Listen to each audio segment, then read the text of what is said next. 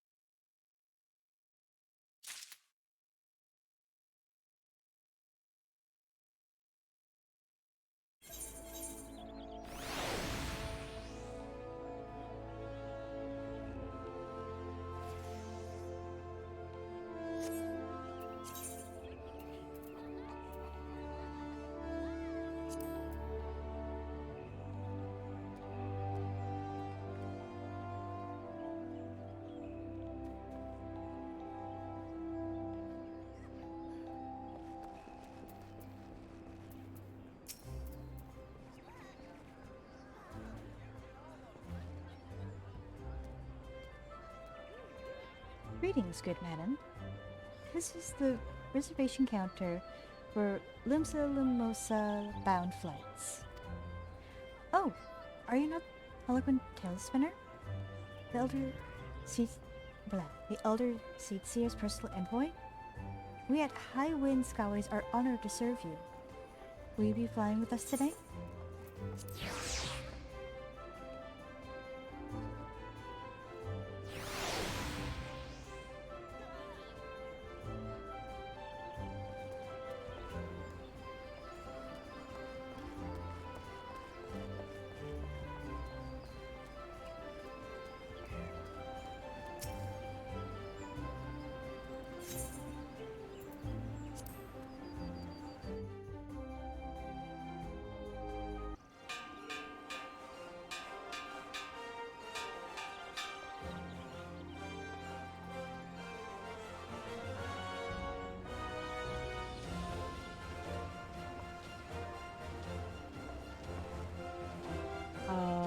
Attention, all passengers. The airship bound for Limsa Liminsa is about to depart. Please make your way to the boarding gate.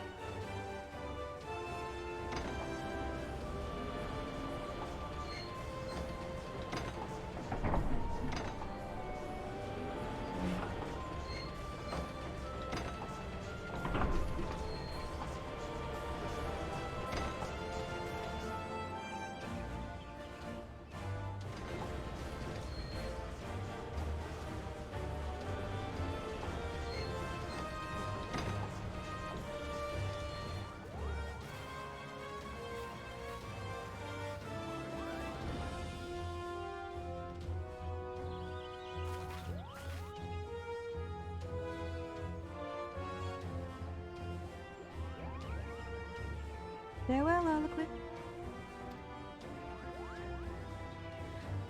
One day minstrels will sing of your deeds. May you ever walk in the light of the crystal.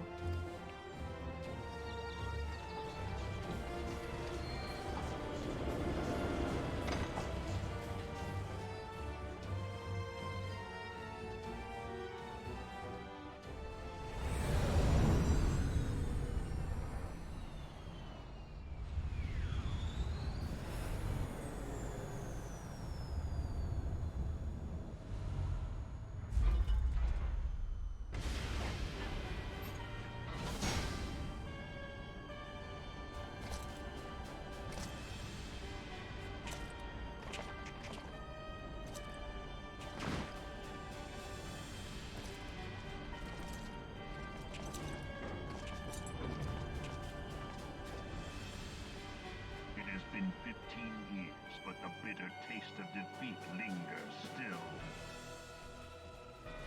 15 years since the Imperial fleet set course for Mordona, led by the Egrios, mightiest of all vessels. Silver Till lay ripe for the taking, and all of Eorzea would soon be ours. Or so we believed. But an innumerable host of dragons met us that day, at the heart of which flew the great Nilfgaard Zormer. Though we succeeded in slaying that lord among worms, the dread serpent's defeat was bought at too high a price. Our invincible flagship was lost, and all hope of victory with her. So ended our glorious conquest.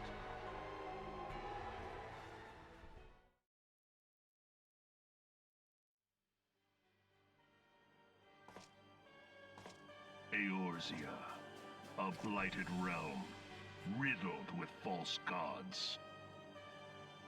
Twice now it has eluded the Empire's grasp. For all the destruction it wrought, even Meteor, the great sin, failed to yield us control over it. And for this failure, the realm has sunk deeper into depravity. It is twisted beyond all reckoning, rotten nigh to the core. Yet, it must be saved. Only Garlean rule can bring order to Eorzea. It falls to us to deliver the misguided masses from their ignorance. We are of one mind, Lord Van Balzar.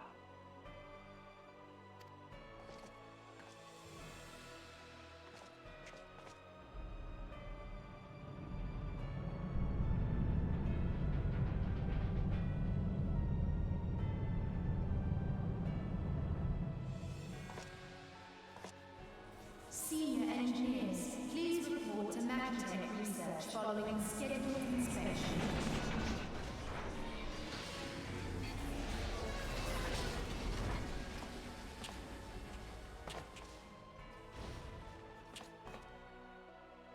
Hey, is the Legatus really planning to take another tilt at Eorzea? Hey? What hole have you been hiding in? We're in the midst of preparing for a new campaign, and a huge one at that.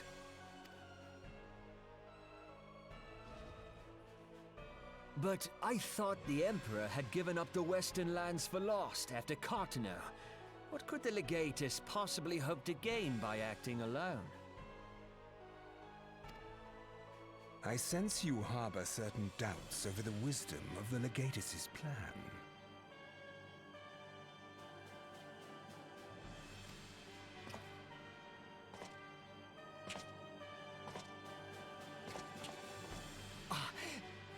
My lord!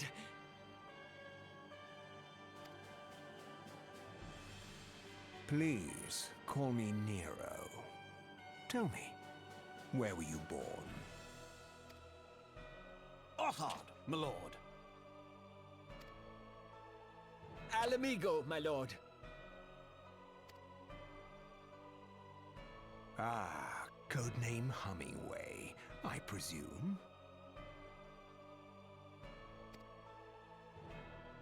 I don't know what you... Silence.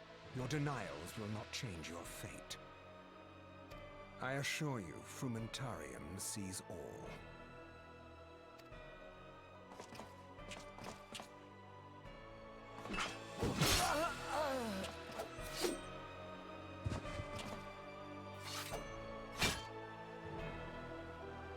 Clean up this mess, and do not miss any, or I shall be most displeased.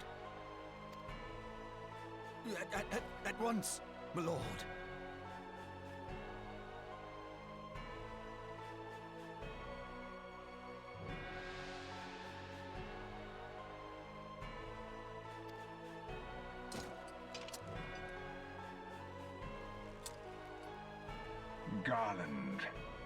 Soon you will be made to know the true power of Magitech.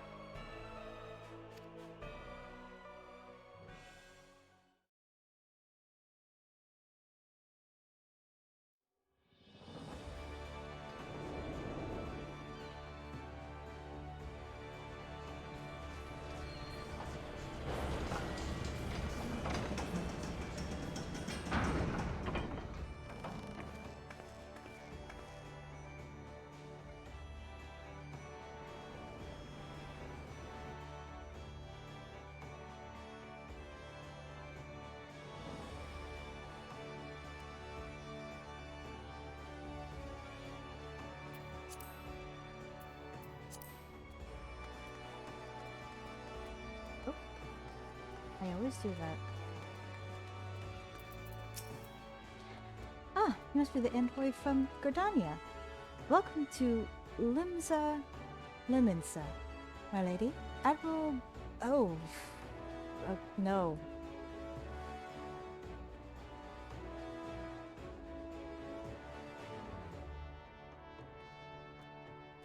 The Admiral waits your arrival.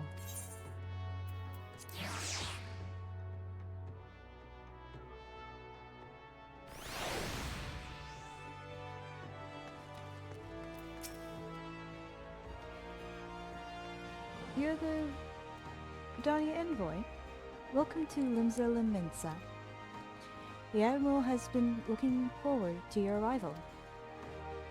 Please proceed to the crow's lift at your earliest convenience. It will take you to the bulwark hall. Once there, pray seek out Xanthiel. He'll be pleased to show you into the Admiral's command room on the bridge.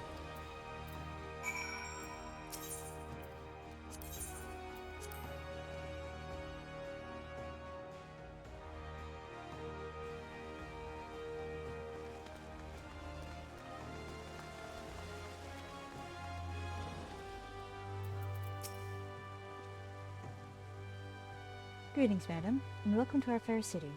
If you permit me to examine this seal in the missive you carry. Yes, everything seems to be in order. My apologies. We cannot afford to be complacent, you understand. Please, step this way.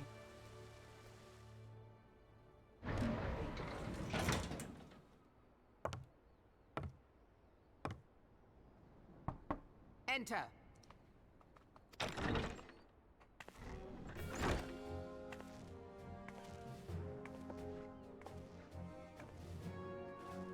I did not expect the Gridanian envoy to be an adventurer.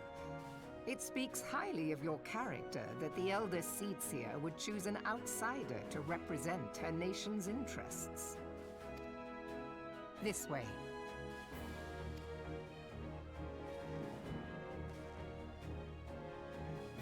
I bid you welcome.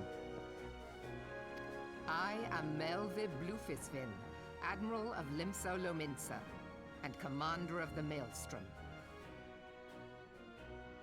Even though I have heard her say her name, I am not going to be able to pronounce that. I am sorry, ma'am. Now, what news from the Black Shroud?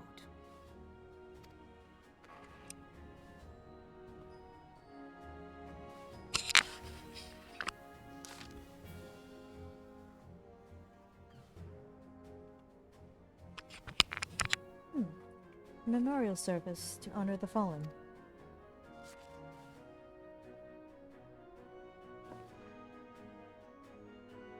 Seven hells. Has it been 5 years? 5 years since the Garlean Empire sought to wrest Eorzea from our grasp. It was an answer to the imperial threat that the city-states formed the Grand Companies and forced the Eorzean alliance anew. Regoldemald was not content to wager all on a simple contest of martial might. They had other plans, the Meteor Project. Legatus Neil van Darnus, hell's take him, intended to cleanse our realm by snatching the lesser moon, Dolamod, from the heavens and casting it down upon our heads. Desperate to prevent this lunatic scheme, We marched our forces to the Cartanu Flats, and there we met the 7th Imperial Legion in battle. Never have I seen a fight like the Battle of Cartanu, and I've seen full many. But though we gave no quarter and spared not 1 ounce of effort, we could not prevent what followed.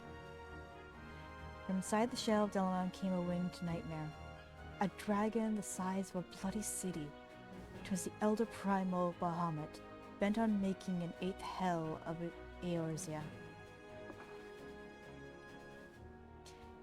In the space of a breath, the legions of the Empire were all set aflame, while our own armies fared a little better. 'Twas as if the whole world was burning. Words cannot well describe the scene. And yet, by some miracle, a few among us were spared. Even as I steeled myself for death, a blinding white light enveloped me, robbing me of my senses. When I regained them, and the dragon was gone, and the still smoldering land was warped beyond all knowing, were Archon Louisoix still with us, he would doubtless shed some light on these unfathomable happenings. Alas, he is not, and I fear we will want for his wisdom in the days to come. For while our nation struggled to recover from the devastation, the beastmen called forth their damned primals to torment us anew. Unless we put aside our differences and rebuild now, our foes will catch us unprepared. And I speak not only of the beastmen. Do not imagine that the Empire has forsaken its claim on Eorzea. The Imperials crowd our borders, waiting to strike. Damn it all, we need champions to replace those we lost. Such thoughts are worse than worthless. Time is short and none will save us, save ourselves. It is the duty of every soul who survived the calamity to work together for the good of Eorzea, and this memorial service may be the very thing to unite us. Aye, Candy Senna has the right of it. I accept her proposal.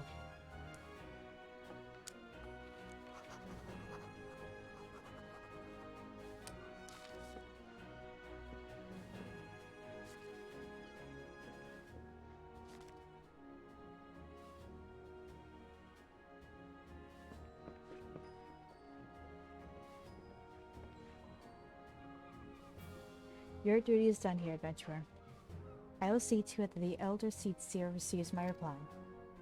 You travel next to Odal, yes? Pray give my regards to General Ruban. Oh, and tell him the wolf has been sniffing around the stables. A private jest, and one in poor taste. But I would have you tell it all the same. Fare you well, Harlequin. May the Navigator guide you on your journey.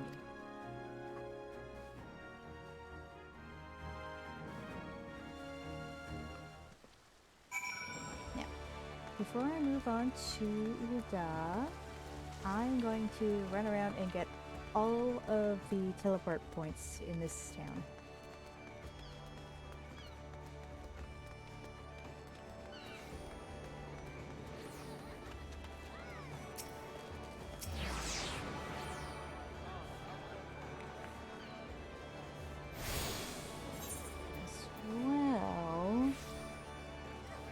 As all the jobs too.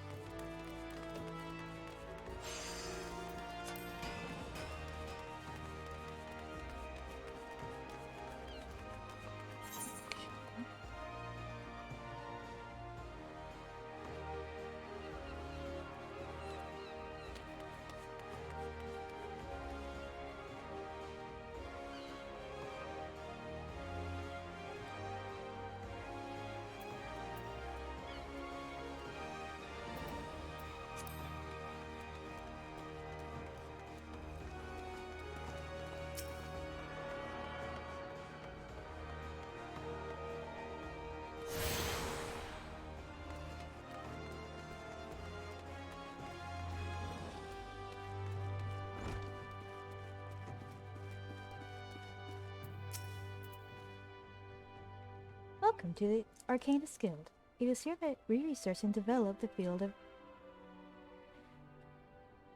Arcanima.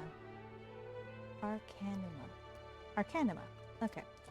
Arcanima is the science of employing arcane geometries, intricate patterns that map the unlocked mysteries of existence, to draw forth and manipulate the body's etheric energies. If you prefer an arcane art built on structured thought and precise reasoning, then your discerning intellect may find a home here at our guild. Might you consider enrolling yourself as an initiate? Aha, just as I predicted. Before we proceed any further, however, let us first feed your appetite for knowledge with a morsel of guild history. The roots of Arcanima, like academia, but it's Arcania, can be traced back to the esoteric calculations practiced by the people of the South Sea Isles. It was these island folk that first discovered a method to express natural phenomenon in mathematical terms. Building on this process, the existing mathematical formula were further developed into arcane geometries, precise patterns that allowed a practitioner to weave ether into specific magical effects. The mages who invoked this new form of magic became known as arcanists, and the school of Arcanima was born. Many such mages, wishing to expand their understanding of the world, took their seas aboard trading vessels. Upon their arrival in Limsa Maminsa, Arcanists found themselves welcomed into their academic elite, and soon secured positions in the realm of governance and council. The knowledge of an Arcanist, however, is traditionally passed from master to chosen disciple. As such, Admiral Merlvid, counting several wielders of Academia among her personal staff, became concerned that this exclusionary practice would lead to the eventual extinction of the art. So, at Animal's express orders, an official Arcanist Guild was established, and funding was provided for research and training. The complex and demanding nature of Academia, however, remains the greatest threat to its own future. If you invite such cerebral challenges, then you have but to reaffirm your commitment in joining our guild. Well, have you decided to enroll in our guild, or are you now intimidated by the thought of excessive thinking? You know, actually taking the time to stop and read this, are you asking, hey, do you want to be smart or do you want to be dumb? Wow. Your sound judgment is to be commended. Now, standard practice dictates I introduce you to our guild master that you might convey your intentions in person. Due to extraordinary circumstances, however, he is unreachable at the present. Indeed, you may speak with Mistress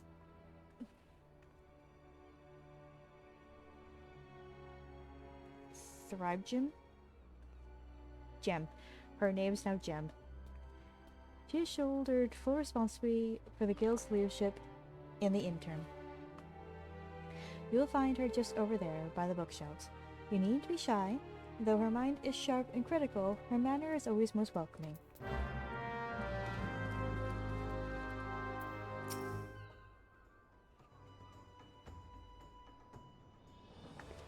Yes, I am Gem. Greetings and welcome to the Arcanist Guild.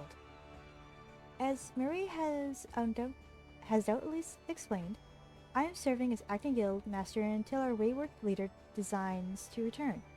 I assume our capable receptionist also spoke of our art's origin? Allow me then to expound upon its nature. Academia taps into the living energies of ether. The evidence of this is represented, most aptly perhaps, by our ability to manifest the arcane entity Carbuncle, and the manner of magic which this ethereal ally employs at our command. The core of this discipline, however, is found in the pursuit of definite solution in any potential quandary, even on the field of battle. Nay, especially on the field of battle, this principle takes precedence. If one wishes to make certain the question of victory, then one must apply the most effective strategy. An arcanist is measured by her ability to calmly analyze a situation from moment to moment and respond with the most appropriate spell at hand. The city of Archemia will test your mental facilities to the point of perplexity. Are you prepared to reason your way through predicament after predicament?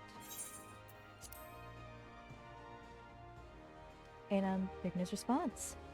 The kind I most prefer. Let us now see if the clarity of your words is matched by the sharpness of your mind. Here, take this grimoire in hand, and we shall next judge your aptitude for of our discipline.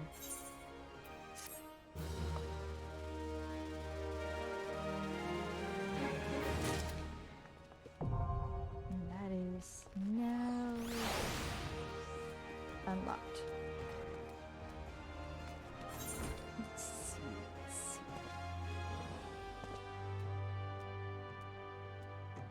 Okay, we can get down to the fishers, which also means we can get to the rogues.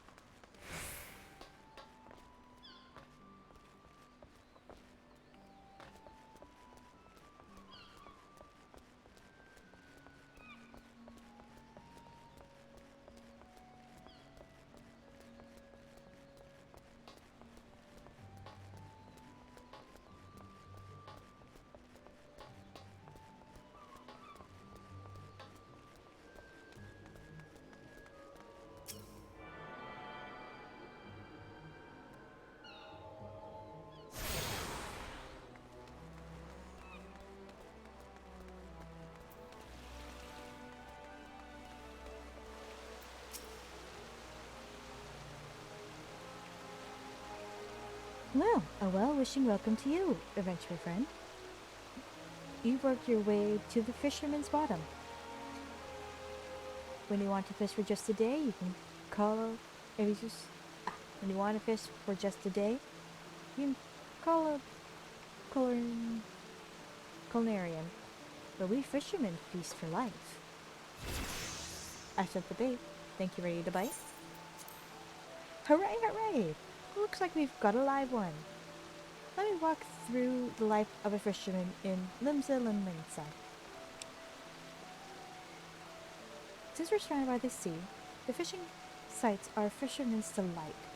If you can't fish it here, you can't fish it anywhere. While some of us rope our fish in with rods and reels, others skim the seabeds with nets for creepy crawly critters. You might say we cast a wide net. People prattle about our pullers just about everywhere in Limsa. And there's much and more I haven't mentioned.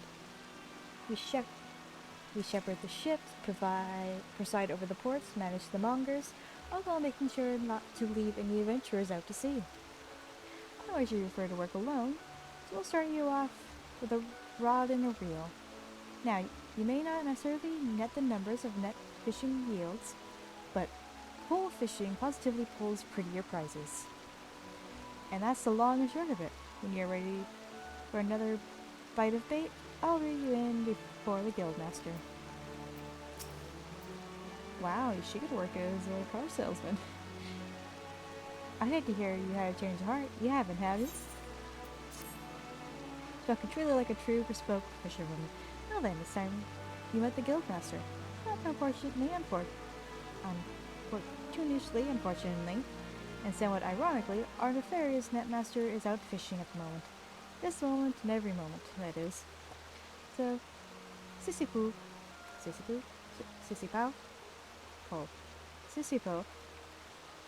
tends to tend the task that requires tending to, such as deciding whether you sink or swim in our guild. Sissy Pao resides over those pools. Whenever you sadly decide to say hello, she might seem somewhat standoffish, but she's only keeping an eye out for sharks. Be yourself, and you have nothing to worry about. Cool. That was a lot of tongue twisters. Yes, yes, save your breath. I heard every word between you and Nimolika. So I know she told you my role there. As she said, Wawalego's supposed to be the guildmaster, but apparently he has bigger fish to fry, so all his work falls to me. That includes making sure our new fish aren't shellfish idiots or potential enemies. Oh god, the puns. You passed the first test by not laughing at that awful joke. Now you only need the right answer to this question. Are you prepared to fish like you've never fished before? Oh, you're smarter than the majority of bottom dwellers that find their way here. Welcome to the guild. Now, this wouldn't be much of a guild if we sent you out to sea with only a pole and a prayer, so I suppose I could spare you a few pearls of wisdom. Nevertheless, you're still going to need that pole and prayer, so I can at least provide you with the former. There you go. 1 out of 2 isn't bad. I'll even throw in some legworms, since you're not like to get far without bait. The rods we bestow upon our new fish are priceless objects, which is to say they don't cost anything. Once you know what you're doing, you'll probably want a proper one. But in the meantime, let's see if you can figure out how to hold your pole. Ready the one I gave you, and your lesson can begin.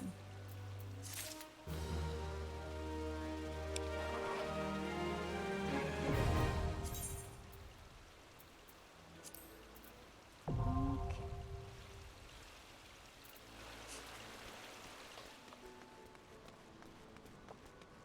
Yeah, that's one, right? I did. Good. Alrighty.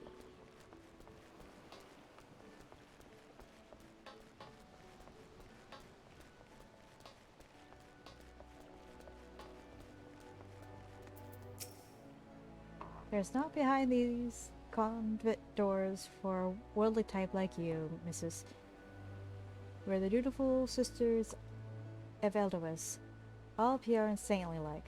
Now bugger off. Hang about.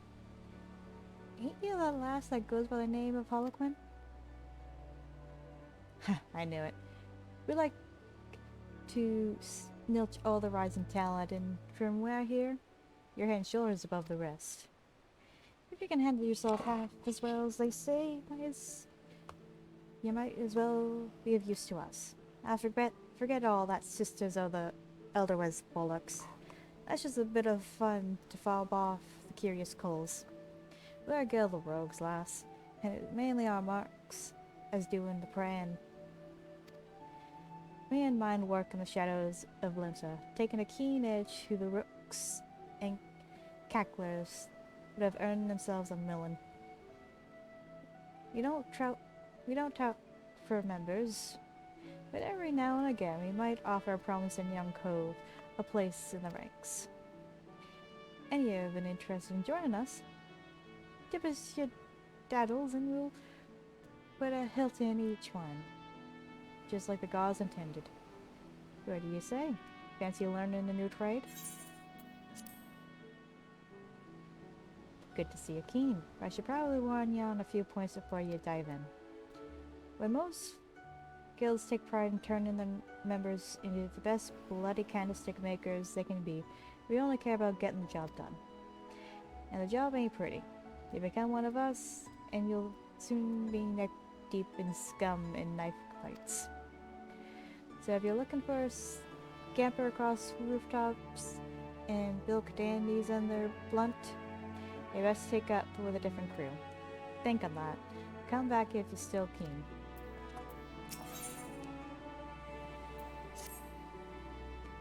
I didn't scare you off then? Bene. They told me here was a meddlesome lass, and so it's proved. You'll need every ounce of that metal soon enough. Now step inside and have prattle with Jack. He's our upright man, master of the guild.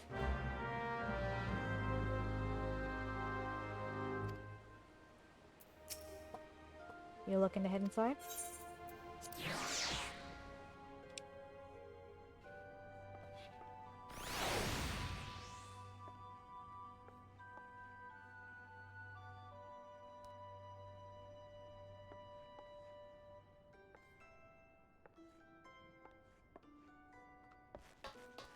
Neat.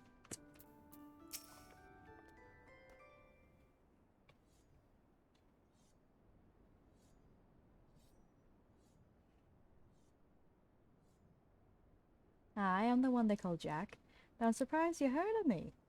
Perhaps you'd be good enough to tell me your name, along with that of the kindly cove that has told you mine. Ah, the famous Harlequin. Oh, Lonnie left Patch let you in, did he? You can't throw a blade for shite, but that one eye don't miss not when it comes to sizing up a Denver mort for the stolen. Just one thing. You ain't a pirate, are you? Well then, it's time you was stalled to the rogue. Pull on your best beater cases and I'll swear you in myself when you're ready. Now, I could fill your waddles with the storied history of our guild, but that's just wits and wind. The most important thing, the only thing we care about is getting the job done. Now most folk, and I'm assuming you're among them, know that not long after looms were founded, the city was overrun by a motley collection of pirates and thieves. But as wild as that lot were, it soon became clear that they'd all end up killing each other if they didn't lay down a few rules, an unspoken code of conduct, as it were.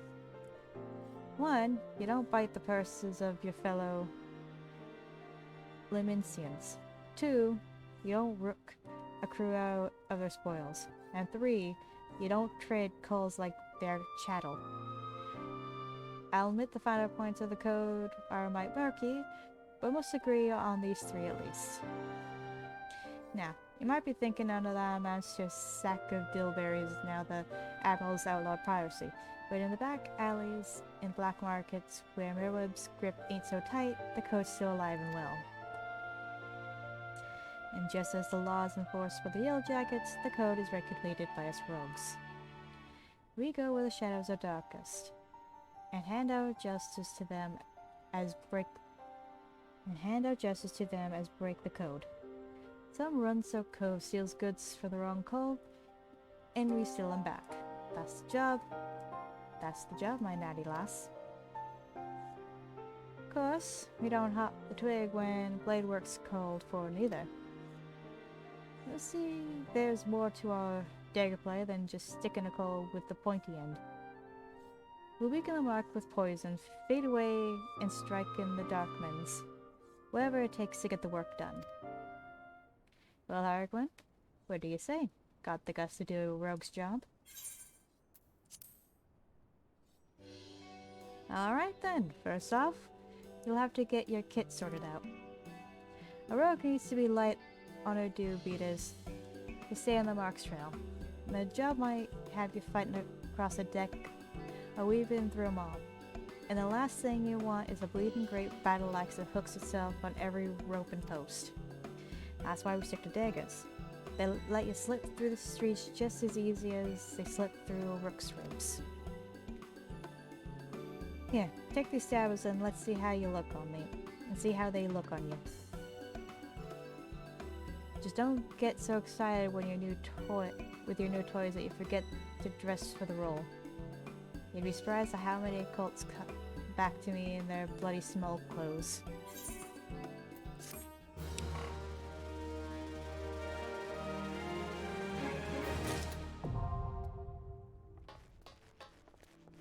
Alright.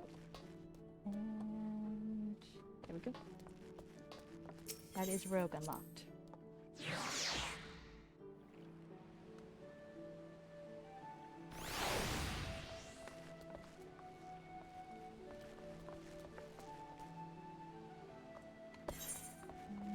What's left on this level? No, so let's work on the stairs then. I'll get closest with you.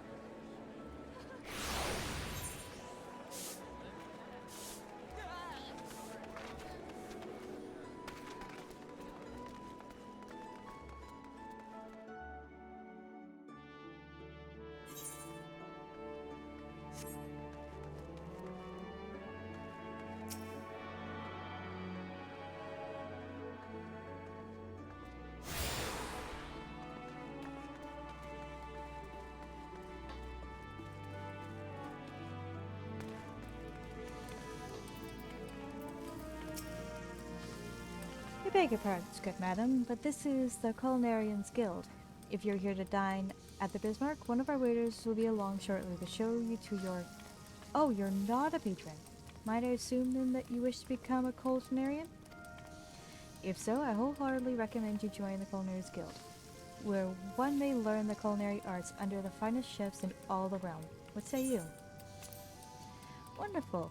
Then without further ado, I shall acquaint you with the history of our guild. As you are doubtless aware, Limsa Lominsa has long been the gastronomic capital of Eorzea. The city's rich culinary tradition is the product of a unique combination of factors. First is our proximity to the fertile lands and plentiful seas available friend, which have ever yielded bounteous produce. The second is our standing as the realm's foremost trading post, which grants us access not only to exotic ingredients from faraway shores, but also to foreign merchants versed in their use. We are, in short, the benefactors of culinary knowledge from every corner of the world. Till recently, knowledge of this kind was passed on solely through word of mouth, and was therefore susceptible to corruption and loss. But that has all changed when one man made his mission to catalog every recipe of note. His name was Admiral...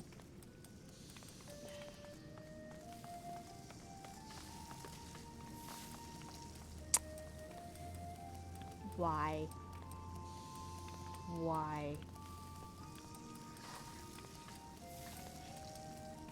Also known as Mass Cleaver.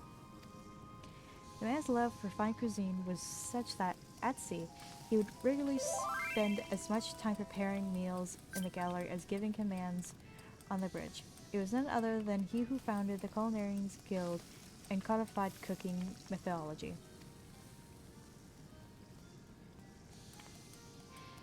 Today, our guild carries on Mass Cleaver's legacy, although the scope of our endeavors has expanded significantly. Not content with simply preserving existing recipes, we labor tirelessly to devise wholly novel culinary creations with which to delight the senses.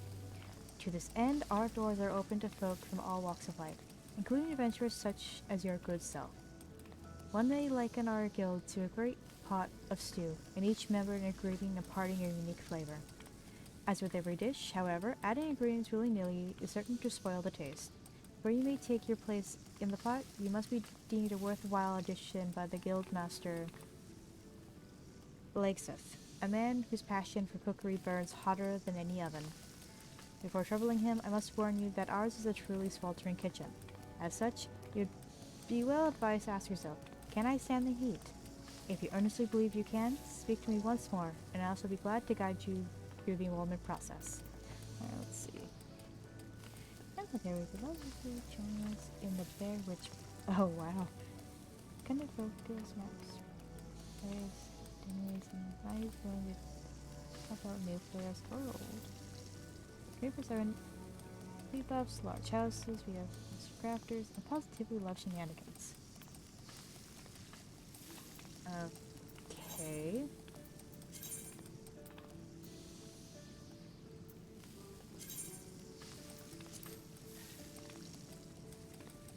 Witch project. See, it's a pun, and I enjoy that.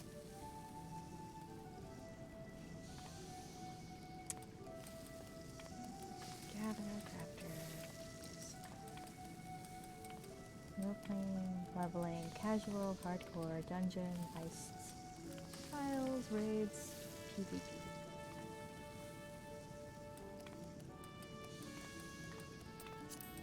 You know what? Sure.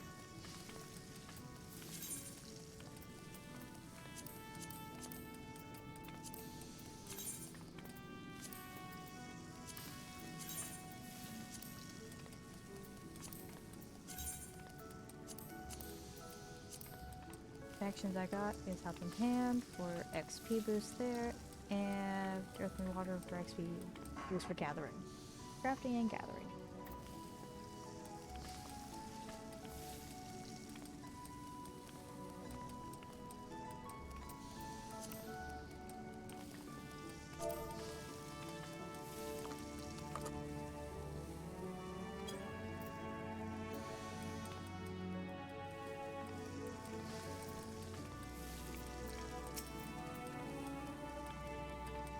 Have you resolved to walk the path of the culinarian? Wonderful. Then you must speak with Guildmaster Langsworth at once. This will continue as no surprise, but he is the finest chef in Limsa Lominsa. His skill and dedication are second to none. You will find the Guildmaster out the stairs yonder. Keeping a watchful eye on his charges, impress upon him your desire to learn, and he will surely find a place for you in his stew, by which I mean the guild.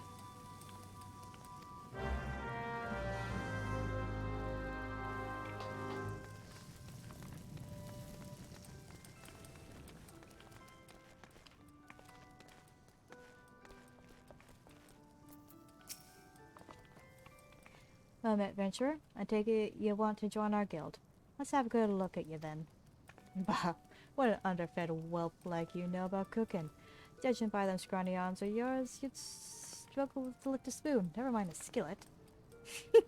I jest. It don't take muscle to be a culinarian. Hell, it don't even take talent. At least not on its own. No, lass, more than anything else, becoming a good cook boils down to passion. If you got that, there ain't nothing you can't achieve. So tell me, have you got it? That's the spirit. Your passion for the culinary arts is plain to see. And you'll be needing every bit of it if you want to become a master culinarian. Why, if mastery was a 12-course dinner, you'd hardly have finished the soup. Make no mistake, our trade is tough as old mutton, and passion's the only thing that gets us through the grisly bits. But enough talk. What do you call yourself?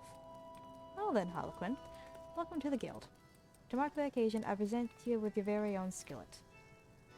Ain't much to look at, but it'll be more in service to a novice like yourself.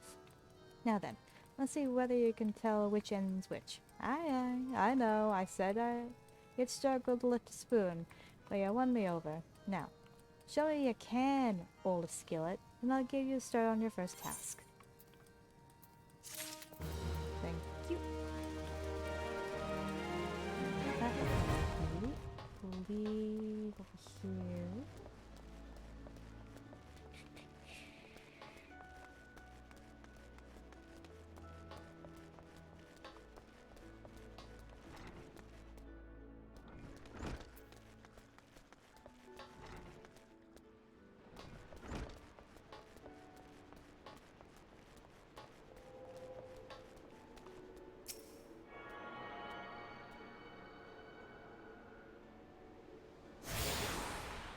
Marauders Guild. And now talk to the Marauders. Oh there, adventurer. Curious about the Marauders Guild, are you? Any axe worth wielding needs 2 hands on the heft and has a blade that can chop clean through a gully's mask. And that's the kind of weapon our members train to use with deceptive swiftness and brutal force. If you're a mind to make the Marauders art your life's work, then our guild welcomes you with open arms. What say you, lass? Keen to join our ranks? Well then, here's a bit of guild history so you know what you're getting into. It all started with ships, you see. What have ships got to do with axes, you ask? Well, building them would be plainly difficult without a sturdy tool to lop down trees for timber. And since only the navigator herself knows when a ship will turn afoul on a storm or worse, it makes sense for the crew's carpenter to carry an axe on board. But any tool on a ship can become a weapon, and the axe is perfect for hooking yourself over the rail of an enemy vessel, letting loose in a whirlwind of steel, and generally laying waste to all about you. As more seafarers took up the axe as their weapon of choice, so did the bloody art of the marauder begin to take shape, especially among pirates, where strength and skill decided your place in the world. With an eye to assembling crews of battle-ready raiders, the pirates started teaching the proper way to wield a chopping axe to their new recruits, and that's how the Marauders Guild first came to be. After the Galdonian Accord was signed, though, the Marauders Guild was never the same. It was taken over, reconstructed, and purged of its pirate elements. It had been reborn as an institution dedicated to naught but the teaching of axe fighting. The members of this new Marauders Guild weren't no greed-driven cutthroats neither. They were warriors that sought to use their martial prowess for the good of society. Still keen, are you? Think it over, and let me know if you decide to join our ranks.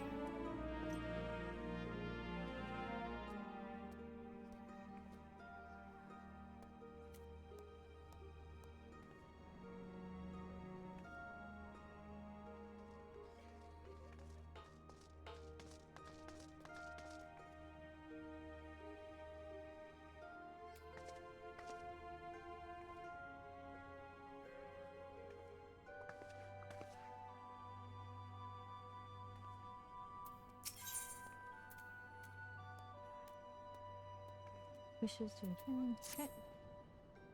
You decided then? You ready to join the Marauders Guild? Alright then, all that needs doing now is to speak with the Axe-Master himself. Sounds simple. You've seen folks slink out of the door rather than put themselves in the path of that unnerving glare. That's the bloke right there in the middle of the room. We're in zones. Zone's his name. Put some steel in your spine and look him straight in the eye when you talk to him, lass. Good fortune to you.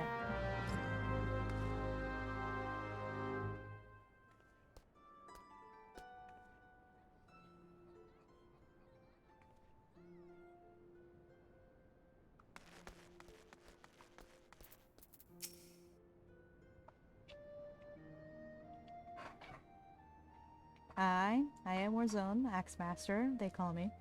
Not the most imaginative of titles, I agree, but one should not underestimate the value of directness. I welcome you interested in our guild. The art of Marauder is used to rend, to cleave, and to destroy. It is not our way to simply outfight our adversaries, we seek to overwhelm them. A Marauder must be the most powerful and enduring presence on the battlefield. We must account for the most enemies defeated. Our role in combat is that of Steel Whirlwind, dealing death and destruction without equal.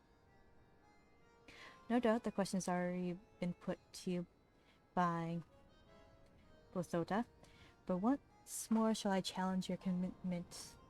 Are you prepared for the bloody carnage that awaits the initiate of the Marauders Guild? Very well. Your name? Attend me well then, Harlequin. Hold fast to this moment of dedication. The path of the Marauder is a jagged and perilous one. The blood that spills at your feet will oft-times be your own. I present to you this axe as a symbol of your commitment. Your first lesson shall be how to hold it. Now grip the heft with both hands and set yourself to a solid stance.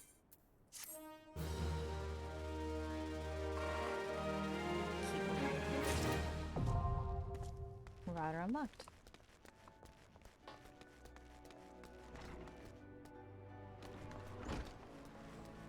Let's see. Culinarian.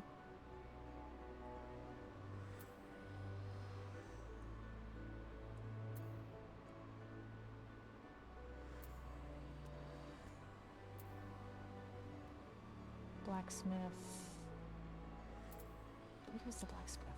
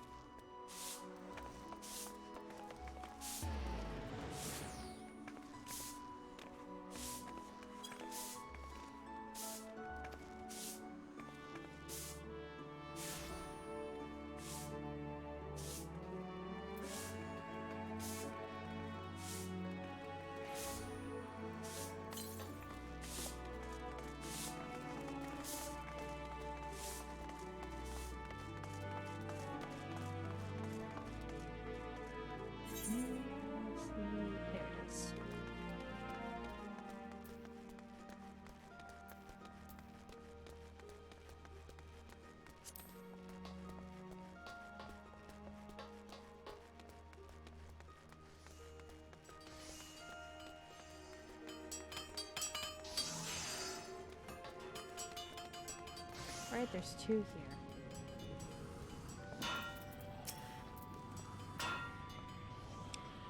Unless you're blind and deaf, I presume you're wandering into our forge of your own accord, drawn by the siren song of our smith's hammers, no doubt. In these here hollowed halls, Lindsay's finest pound metal into all manner of tools and weapons. And when I say Limsa's, I mean the whole bloody realms. Make no mistake, you need more than a big arm to join our ranks. If you got the iron in your veins and the build is blessing, speak up. Ah, well, you're not short on confidence. But do you truly know what you're getting yourself into, lass? Ours is a trade born of blood and brine, for as long as pirates have sailed the Rotano, smithies have forged their weapons and fitted out their ships from keel to cannon. Of course, till sea swallows all ain't just an idle saying. Brine will eat through even the stoutest iron given time, and our forebears long struggled to forge more rust-resistant alloys. Like the rest, the smithies of Eld were a determined bunch, and clever too. So when they learned that the kobolds knew something of advanced metallurgy, the smithies set out to make it their own. Thanks to kobolds' wisdom, which they generously gifted us with only a merest hint of partly prompted, Momentous smithing came to leaps and bounds. It wasn't long before the Redanians and Ildans started eyeing our knowledge like we did the kobolds, though. And so, some 150-odd years ago, 2 particular forward-thinking men named Leonor Nalquid and Bryce Finmelly had the bright idea of establishing a respectable business. And being fair-minded fellows, they'd sell their wares to anyone who had the coin, pirates and foreigners included. And when folks weren't inclined to pay, they made sure to remind them that we don't completely forsake our pirate ways. Times have changed, though, and we're a bit more willing to share our wisdom these days. The company's been running the Blacksmiths and Armourers Guild for years now, welcoming any soul with the necessary talent and will to work.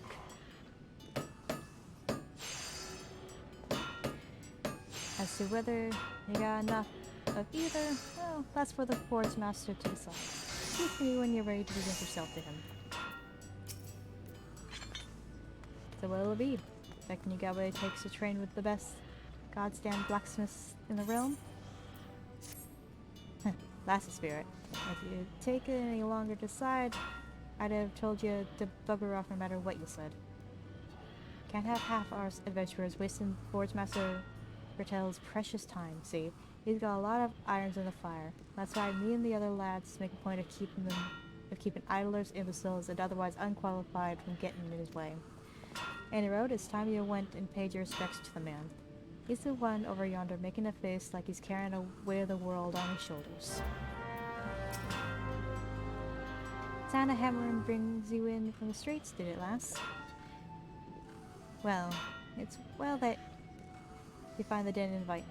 For the Armorers Guild is not the place for quiet revelry.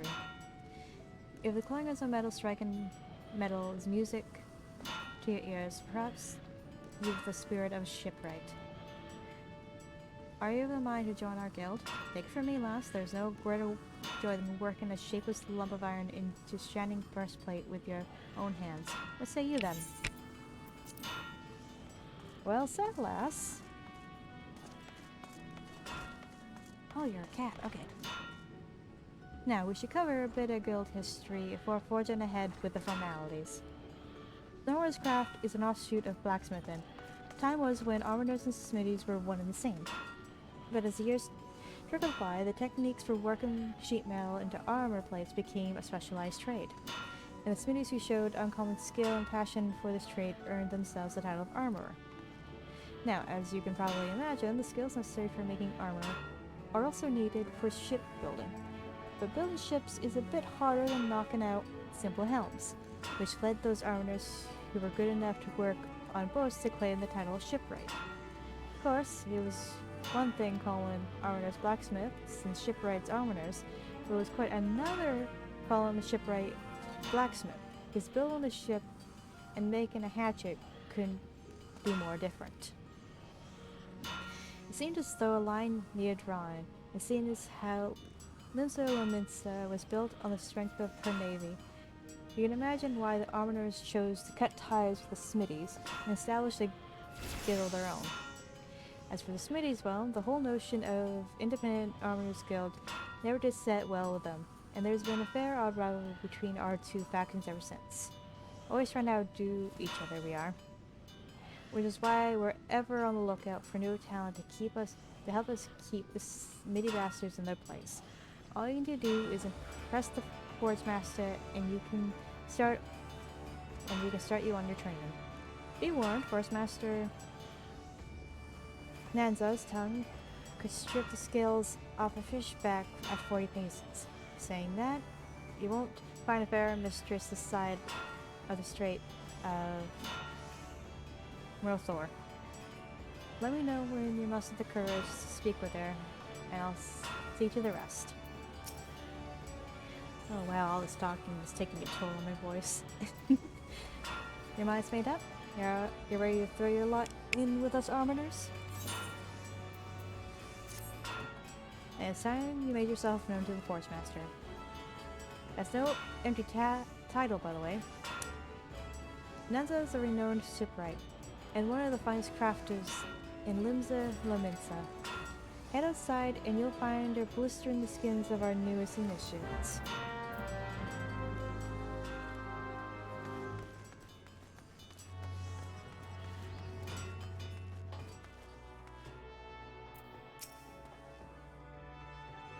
What time Randall sent me a new recruit? It's been too long. I am Berthel, Forge Master of the Blacksmith Guild. If you're aiming to become a smithy worth the time, it would be my great pleasure to educate you on the finer points of the craft. Oh, and the rest of you sour-faced bastards will tell you it's hard, grueling work to fit only for the best and the brightest. But I'll say put a hammer in your hand and then we'll see what happens. What do you say then, lass? Will you swing a hammer for old Bethro? Haha, I knew I liked you the moment I set eyes on you. Would you say your name once again? I look from Talespinner. A name fit for a hero if ever I heard one. In fact, I reckon I did hear her bird song once. Or was that poor sod cursing in his cups at the winch? I don't matter if you're saving the world or cockholding your husband. 'Tis time to forge yourself a new reputation, pound out a new legend, and if you can, trestle Berthwell to help you do that. Blah, to help you do it. But here I go, putting the cart before the chocowheel. Here, lass, take this crossbeam hammer. Take this crossbeam hammer. A smithy without a hammer is like me without a drink. Bloody useless. Well, don't just stand there and gawping at her. Take in her hands. Have a few practice swings. Whoever you fancy. She's all yours now. And what I wouldn't give you... Oh, what I wouldn't give to be you right now, lass. So he never forgets his first hammer. Cool.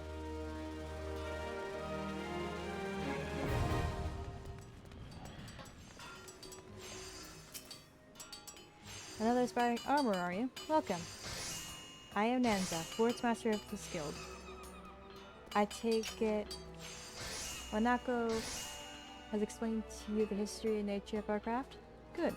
I have little to add on that front. Say this. Life in armor is not an easy one. Day after day, you will pit flesh and blood against iron and flame, and without the passion of the forge, you will fail. The passion alone will not make an armor of you. To truly master the craft, you must be possessed of a will as unyielding as the metals you work. Knowing what lies before you, have the fortitude to persevere. Ha! I see you have no fear in your fear of hard work. That is well. Consider your request to join the guild approved. But if you ever give me aught less than your best, you will be out of the door before you realize my boot has connected with your backside. Are we clear on that? Good. Now we understand each other. Let's begin with the basics. What is your name? Harlequin. Very well, Harlequin. This tool is called a doming hammer. Here. Grip it firmly. Notice weight. Let me know when you feel comfortable with it in your hand. I'll tell you if you're holding it properly.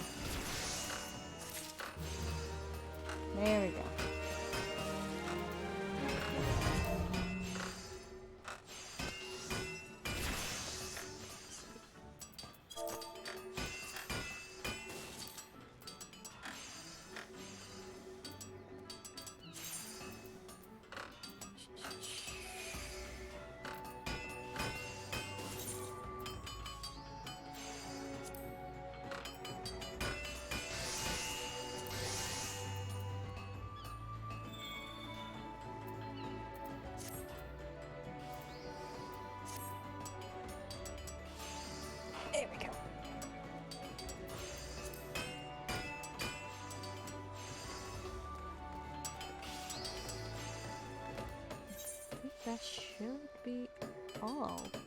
Excellent. Let's go back to the landing.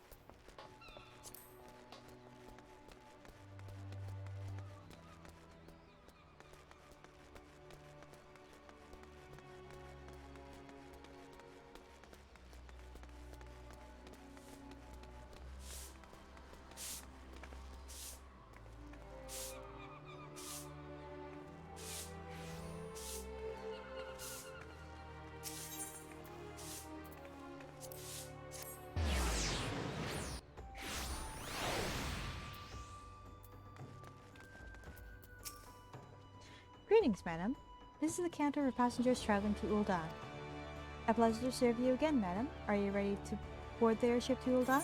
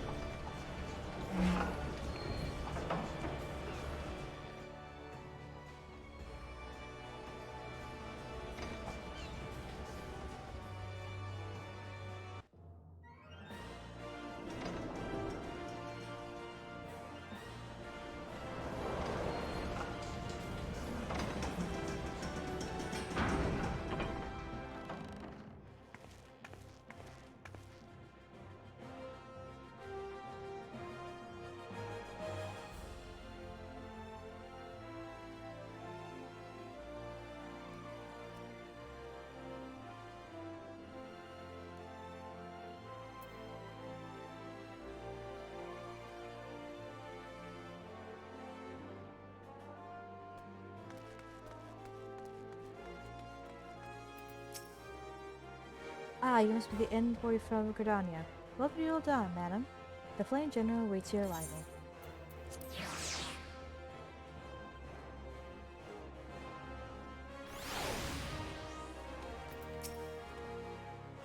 Welcome to Ul'dah, madam. We've been expecting you.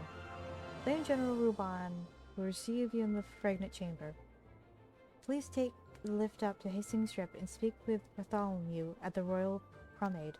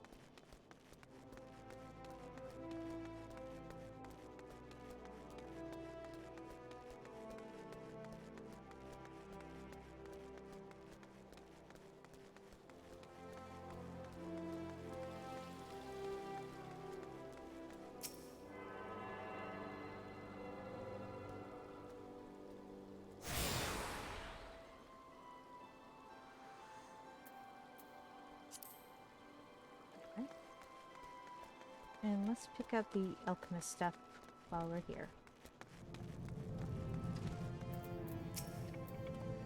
Ah, an adventurer. One of my favorite kinds of people. I find your unquenchable thirst for exploration neatly complements the burning hunger for sagacity that marks the dedicated members. Welcome to the Alchemist Guild. Though I hesitate to find alchemy as such a horror in terms, our main field of expertise is a concoction of various potions and elixirs. There are salves to treat all manner of afflictions, but not to mention miraculous libations that enhance the imbiber beyond her natural physical limits. As an adventurer, I am sure you can appreciate the eminently practical applications of our work. What say you, madam? care to take up mortar and pestle and join our ranks? Wonderful. Now then, allow me to give you a brief history of the guild before we tackle the official paperwork. Though alchemists are presently known as the quintessential brewers of potions, the profession itself arose from the desire to achieve the as yet unrealized ambition. The original driving purpose behind our art was, and perhaps still is, the discovery of a process that can transform base metals into gold or silver. And the mystical medium thought necessary to effect such a transformation is the Philosopher's Stone, which is itself believed to have Prenician properties and be capable of bestowing eternal life. Though success yet eludes us, years of endless experimentation towards this golden goal had the initially unintentional consequences of unearthing a wealth of knowledge in the field of chemical medicine. Regretfully, alchemy's potential to enrich the lives of the masters was first met with the wave of distrust, as if our ability to create helpful compounds was akin to dabbling in back alley witchcraft. The profession eventually gained credibility in Ul'dah through its integration into traditional medicine by Rondel's Veroncity. An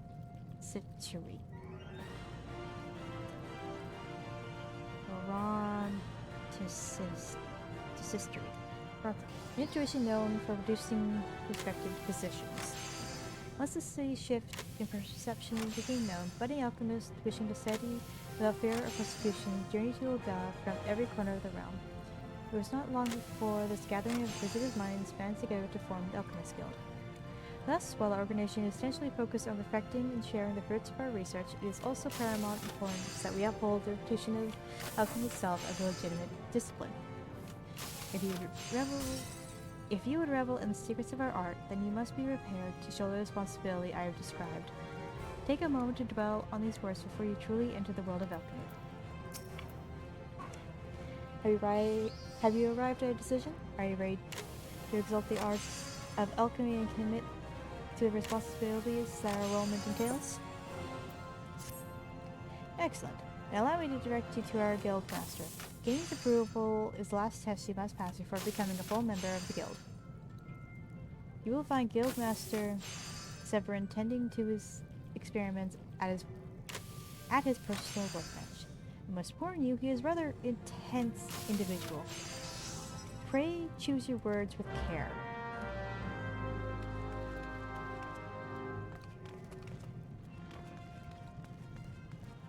Hey, dork. What is it this time? He must be the merchant's lackey come to bring me my imp-wings. Let me have them then. Not a lackey, an aspiring alchemist, did you say? Speak up and pray I heard you array.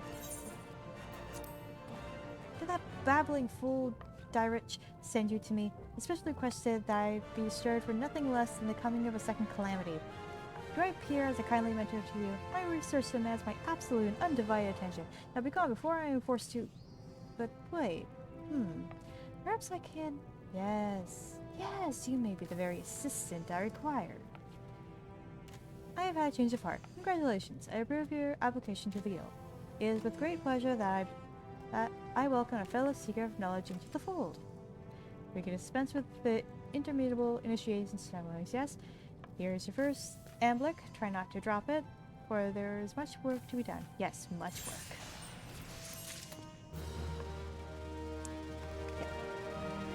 Mad scientist.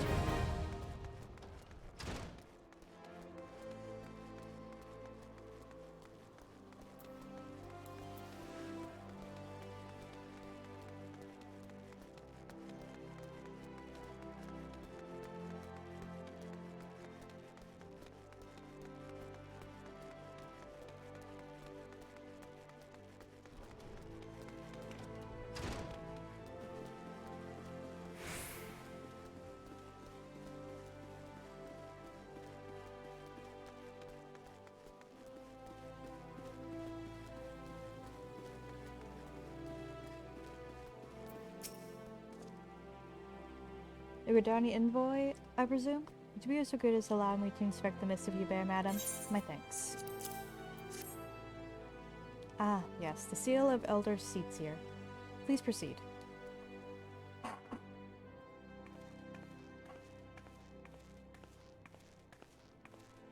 Ah, a guest from Gridania. I thought I smelled leaf mold. I won't hold it against you. If you're half the warrior Kane says, 'tis a wonder you don't reek of dead Ixal.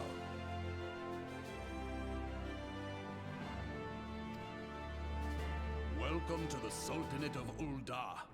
I am Rauban al-Din, General of the Immortal Flames.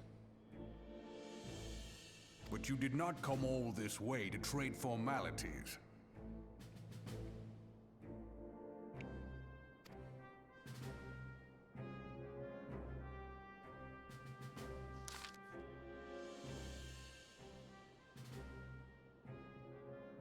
Cartonu. I remember bloody Cartonu. Do you know what happened that day, adventurer? When we took the field against the Garleans? So my counterparts have educated you. Hmm? Oh, trust Melweb to make light of our wolf problem. Women always did have a black sense of humor. Wolves are bloodthirsty beasts upon which one cannot turn one's back. It is only a matter of time before they bite.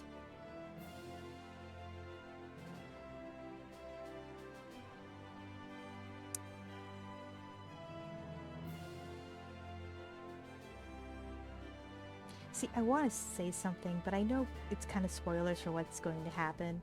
But, like, wolves get such a bad rap in, like, stories. In so many stories. They're not that bad. Just leave them alone. And they won't mess with you. So it was with the Garleans 50 years ago. No sooner had they learned how to use magic tech than they began seizing territory from their neighbors. Led by their legate Solus Zon Galvis, they swiftly brought the other nations of Ilsbrad to heel, and so Latagus became an emperor in the Republic and Empire.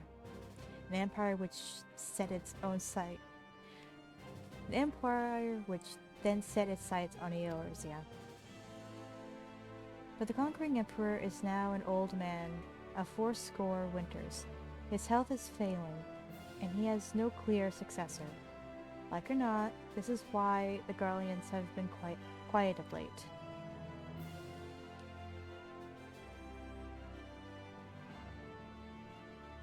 For the 13th Imperial Legion is still entrenched within our borders, and their commander, Legatus Gavis von Belstar, has long harbored ambitions of conquest. Were he to strike now, our fair route would fall like so many others before us, and not only Ul'dah, but Gridania and Limsa Lominsa as well. For the calamity brought a lot of us to our knees, and we've yet to get up. We barely have the strength to stand against the beast tribes, never mind the primals they mean to summon. We are a realm divided, adventurer, an alliance in name only. But the wolf cares not for the plight of its prey. The Garlands stir, and the Admiral would not let it go unnoticed. All our concerns pale in comparison to the Empire, even the beast tribes and their bloody primals. We must stand united once more. That much is clear, and if we are to do so, we must remember the cause which brought us together. Kani will have her memorial. We'll honor the memory of the fallen. We will remind the people that their brothers and sisters fought and died for.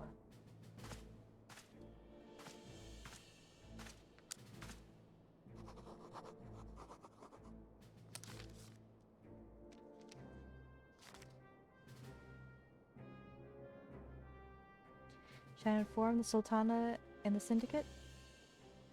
I'll speak with her grace myself. Very good, sir. The elder seats there will have my reply anon. My thanks to you, adventurer.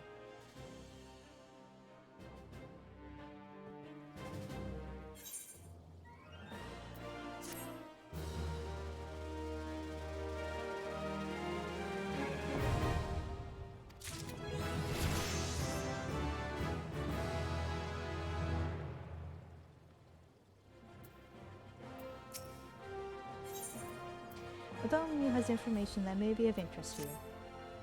Ah, my lady envoy. I trust your stay in the Sultanate has been pleasant. Now, if you do not mind my asking, do you perchance have plans to visit Lominsa in the near future? If so, I have information that may be interest to you. I once accompanied the Flame General on an official visit to the seaside city-state, during which time I became acquainted to Badarun, the proprietor of the Drowning Wench. Well, the man sent word just now that he has a job for a capable adventurer. I could think of none with better credentials than you. Badarun would doubtless be pleased were you to offer him your services.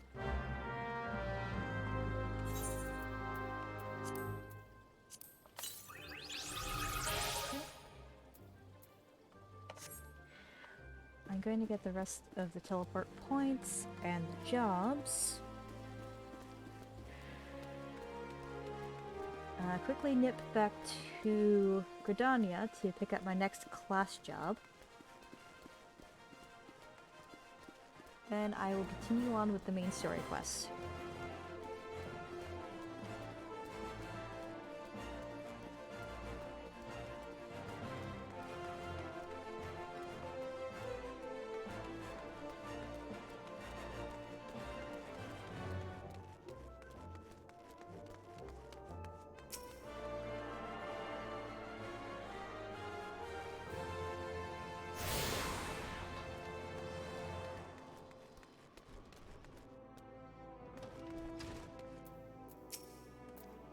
Good day to you, adventurer, and welcome to the Goldsmiths Guild. Have you come to observe our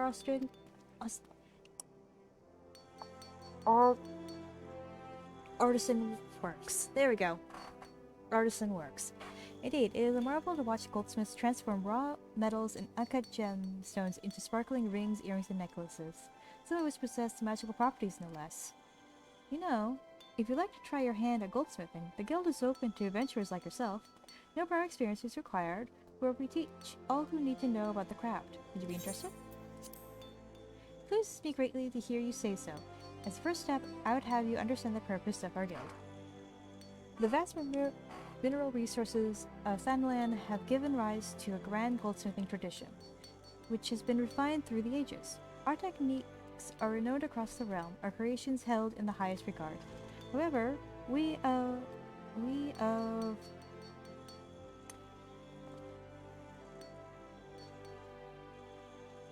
Esteban's lapidaries, the primary source of Uldan jewelry, were not content to rest on our laurels. Seeking to advance our craft, we turned our eyes to the east, the only place in the known world whose goldsmithing was said to rival our own. We built the finest facilities to beckon their masters hither and blended their foreign technique with ours. Our guild quickly became the center of rising goldsmithing. Aye, here you shall benefit from the refined wisdom of countless veteran craftsmen. You will learn to see the potential in your materials and shape them to your will. These are essential skills, as a goldsmith must hone his eyes to identify and appraise all manner of materials, and, when needs be, recognize imitations for what they are. It is even said that a master goldsmith can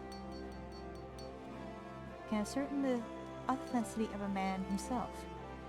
He may one day come to possess such vision, but even the most magnificent jewel begins life as a rough-hewn stone. It must first be cut and polished before it can delight the eyes for its brilliance. If you become a goldsmith, you must needs refine yourself as you would a gemstone. It will take much time and effort, and there is no guarantee of success. Should you be certain that this is the life you seek, speak to me once more. Before you can embark on your journey to become a goldsmith, you must first seek an audience with the guildmaster. Are you ready to do so? You shall find Mistress Serendipity on the workshop floor, just down the steps. Show her your burning desire to learn, and you are certain to receive her permission to join.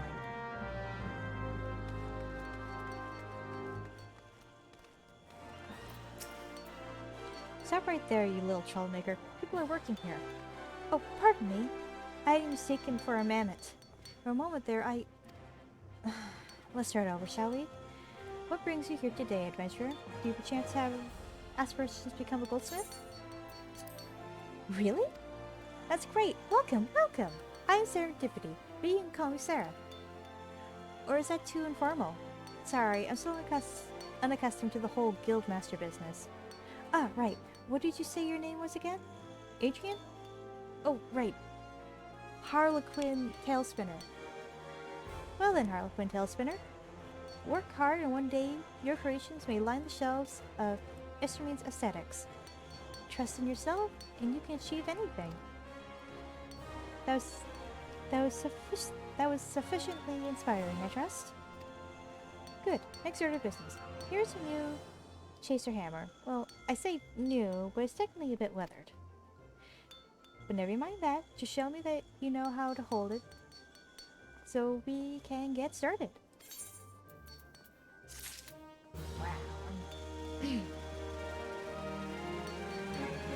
Maybe I should make myself some tea.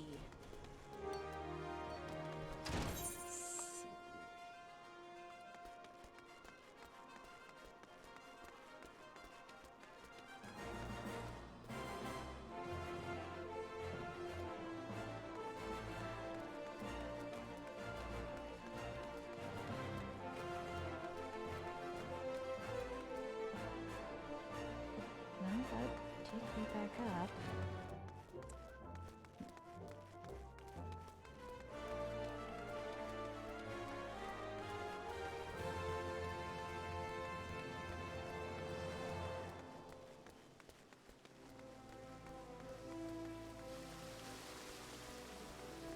Ah, well, the living maze.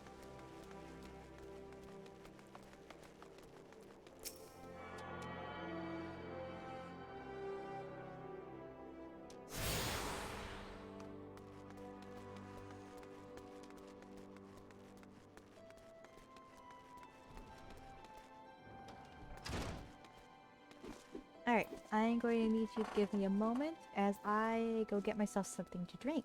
Because my throat is really starting to, yeah.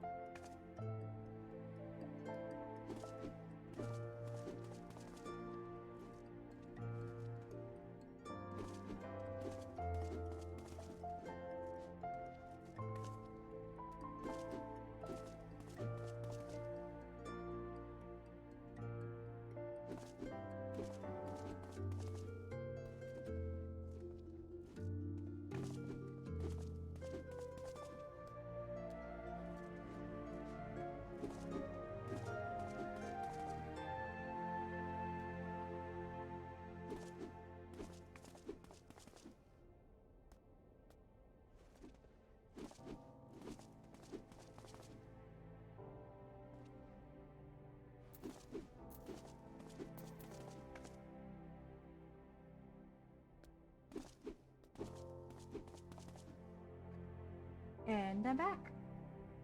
Sorry for that. My tea is now steeping, so it is going to be ready for me in a moment. Let's continue on. And I also have some snacks. Welcome to the Gladiators Guild, adventurer. Here, our members train tirelessly with sword and shield so that their names might one day be written in legend. Was that a flash of interest in your eyes? If you wish to study swordplay, know that admission to the guild is free of charge. I had marked you as a woman of action. I am pleased to see that I was not wrong. Now, while you may be familiar with the deadly dance of battle, you are new to us. We must begin at the beginning. If you would take your place in these hallowed halls, you might be willing and ready to undergo the most rigorous training. You must endure cuts and bruises beyond counting, and like or not, far worse. A daunting prospect, I concede, but there's no other way if you mean to take to the blood sands one day. And why wouldn't you? The Colosseum is only the most celebrated place of public entertainment in all of Ul'dan.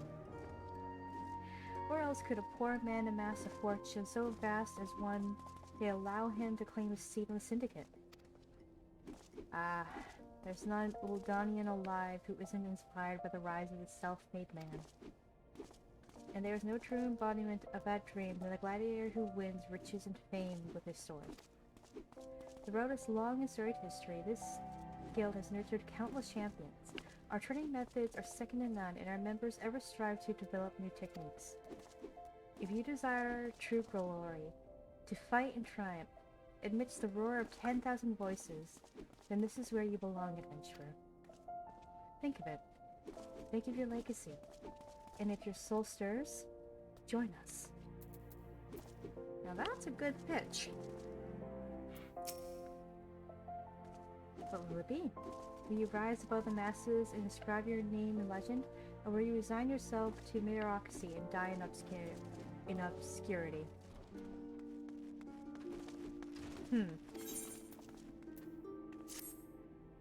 A decision you shan't regret. One moment.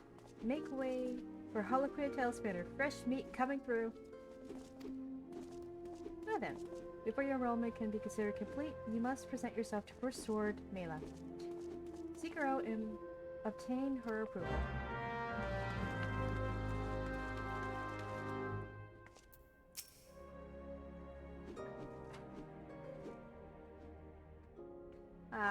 I heard Lulusu.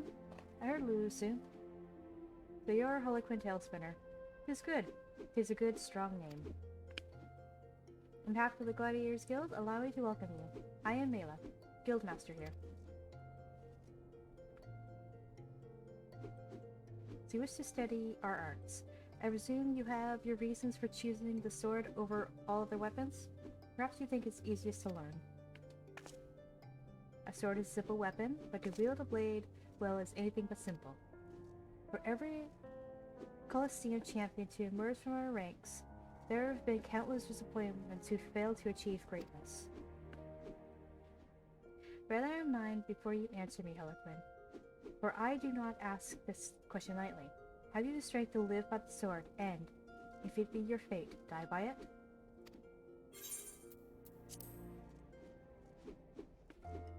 Then welcome, Gladiator, to your new home.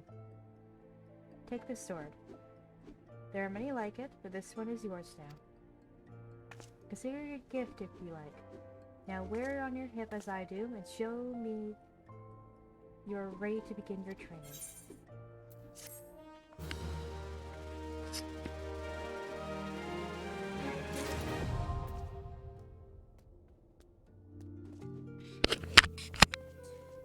And with that, that's Gladiator unlocked.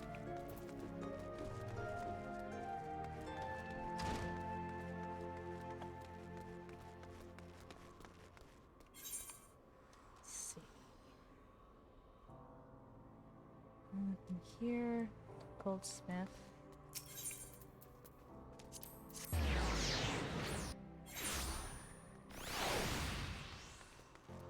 We can make our way towards the miners.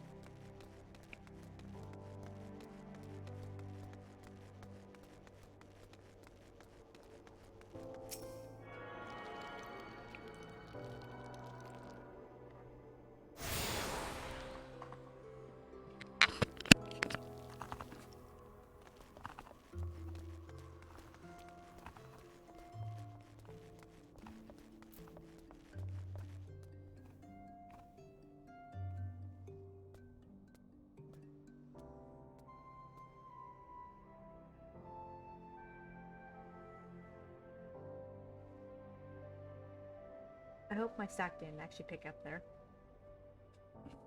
Maybe I should wait until I'm done recording before I eat. Apologies for that.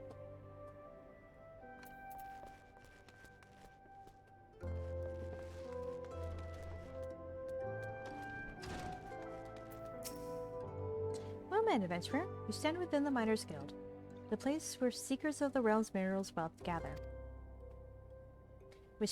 With pickats and sledgehammer, we miners work rock and earth that they might yield us ores, fossils, precious stones, and more. If you have a mind to join our ranks, you will be pleased to know that we are currently recruiting. Great riches await those with strong backs and keen eyes. A decision you will not regret. You have just taken the first step towards striking it rich. To look at the lands around Ul'dah, one would be forgiven to think that the region barren of opportunity. But beneath the surface, the scene could not be more different. There lie veins of copper, silver, and gold beyond measure. For as long as he has dwelt in Thanalan, man has availed himself to these vast deposits, giving rise to a thriving mining trade, which forms the foundations of our nation's prosperity. Of course, the mining trade is as it is today owes much to the event. Of course, the mining trade as it is today owes much to an event which took place some century and a half ago, namely, the Mad Mithril Rush. Number 4 had the Sultanate seen such an influx of migrants. Endless throngs came from land near and far, spurred on by the dream of discovering the Motherlode. Alas, a harsh reality awaited them. You see, the vast majority of these poor souls were miners in name alone, and they possessed neither the proper equipment nor the training to realize their dreams. To make matters worse, the mining concerns, who in those days held absolute power, did not scruple to exploit them. Presented with a glut of unskilled labor, they proceeded to fill every tunnel to bursting, and atrocious working conditions soon became the norm. Miners were paid a pittance for backbreaking labor and saw naught of the riches they unearthed. Pushed to breaking point, the workers banded together to form the Miners' Guild, with the aim of improving conditions while protecting the integrity of the trade. Hence then, we have sought to educate folk in correct mining practices, both to prevent accidents and to curb the impact that our trade has upon the environment.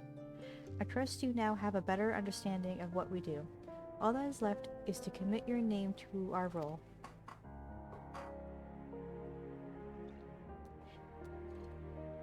When you are ready to do so, pray speak to me again. I shall guide you through the enrollment procedure.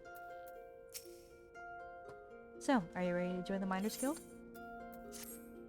Music to my ears. I, the kind made when one's pickaxe strikes gold. You must introduce yourself to the guild master, Adalberta. You must introduce yourself to Guildmaster Elderberta right away. Her approval is required if you are to be formally admitted to our ranks. In case you're unaware, Elderberta is perhaps the most accomplished of those miners who still swing a pickaxe. Her understanding of our trade is unsurpassed, and her flair for prospecting uncanny. Her brain, in short, is a veritable gold mine of knowledge, much of it concerning the mining of gold. Jesting apart, you stand to learn a great deal from her. When you are ready, pray present yourself to Elderberta. You will find her down the steps yonder, over by the bar.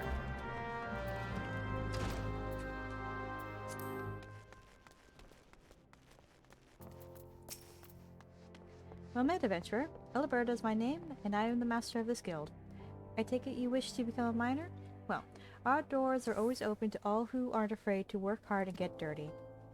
Thanks to recent advances in refining techniques, it is now possible to smelt even low-purity ores. I mention this because it's allowed us to reopen a number of mines which were long thought exhausted, prompting trade to flourish. Truth be told, with business as it is at the moment, we can't take on enough new miners. And few folk make better miners than adventurers, you being a hardy lot. What's more, you're well-traveled, which serves to expand the guild's sphere of activity. Oh, and I'm not suggesting you join solely for our benefit. For your part, You'll acquire skills that will prove to your profit. A mutually beneficial arrangement. I trust you'll agree? So what say you? Will you join us? Yes? Then I bid you welcome to the Miners Guild. May your toils never go unrewarded. Now then, here's a pickaxe to get you started. It's not the newest, but it should serve a novice well enough. Go on and take it up. See how it feels in your hands. Speak to me again when you're ready, and I'll assign you a little task to help you get into the swing of things. Okay.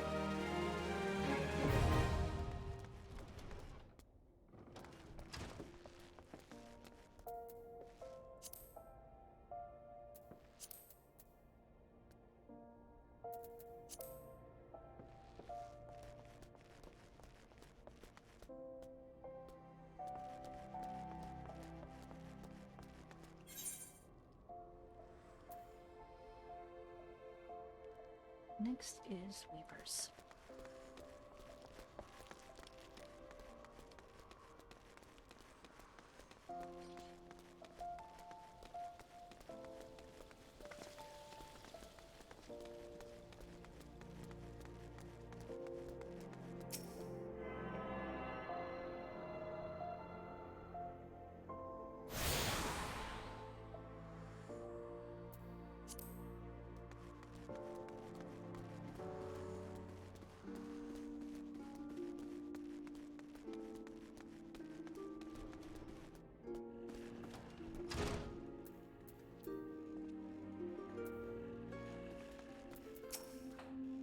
Greetings, adventurer, and welcome to the wellspring of Uldan fashion. From humble thread to peerless artisans weave wonders, dreams in fabric form. We are renowned as Eros' finest providers of quality textiles, and as our foremost arbiters of style. Needless to say, such renown was not won without effort. Ours is a tremendous demanding profession, you see, but also a highly rewarding one.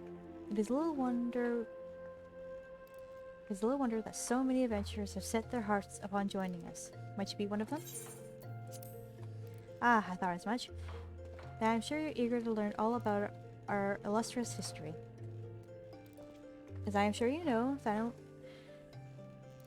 Thanalan can be a perilous place, its vast deserts being wont to punish the unprepared. While a menagerie of ferocious beasts stalk the sands, the greatest foe is, of course, the midday sun. And so, ever since man first set foot in this region, he has favored light, flowing fabrics to shield him from the sun's ray while allowing his skin to breathe. Of course, Eldonians have ever been a people of taste, and demand for more extravagant designs spurred innovation, resulting in textile goods whose appeal extended far beyond our borders. Merchants had little trouble selling Eldon fabrics to foreign markets, so great was their reputation for beauty and quality. And when traders from those same markets sought to peddle their lesser products in Thanalan, well, it gave us little cause for concern. Sunsilk tapestries is synonymous with the textile trade of Ulda. You see, those who come here hoping to peddle a cheap rug swiftly learns the price of doing business in our territory. Wiser men and women with an interest in our trade chose instead to join the guild, which the company generously operates for the betterment of Uldan and society. We offer our members the tools and techniques needed to become successful, and should they prove themselves especially skilled, they may even be offered the direct employment as Sunsilk weavers. Just imagine, adventurer, designs could one day dictate the course of Uldan history. Fashion. Uldan fashion. If you desire such fame and influence, then you might be granted a place with us, provided that you're willing to embrace hard work. To ensure candidates can endure the rigors of our profession, our guildmaster has taken upon himself to evaluate each personally. When you're ready to submit yourself to his righteous scrutiny, say the word. Are you ready to meet the guildmaster? First impressions are everything, and you do not want to present yourself poorly. Excellent. I do wonder if your attire is appropriate for the occasion. You will find the esteemed Waterland Rose supervising guild operations over yonder. He is, how shall I put this? He is relentless in his pursuit for excellence. So long as you demonstrate that you are similarly committed, he will treat you fairly and with respect.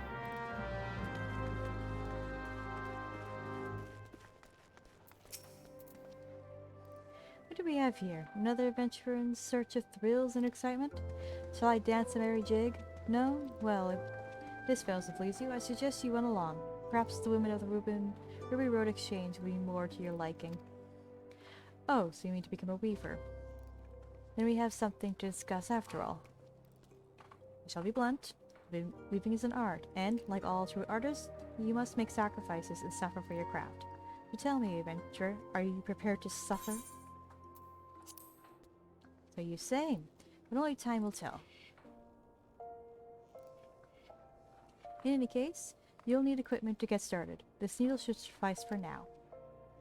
I need not explain what a needle is, I trust. Good. Then hold it as you would when sewing, and show me you're ready to begin. And that's that one done. That should be the jobs. Goldsmith, miner. Okay.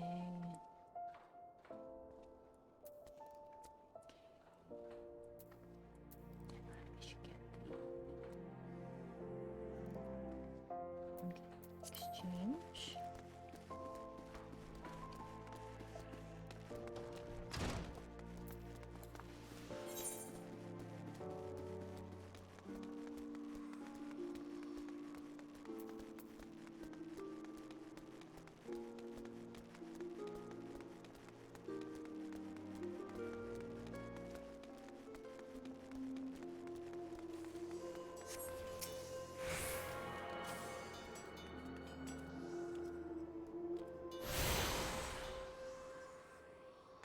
Alright. Central.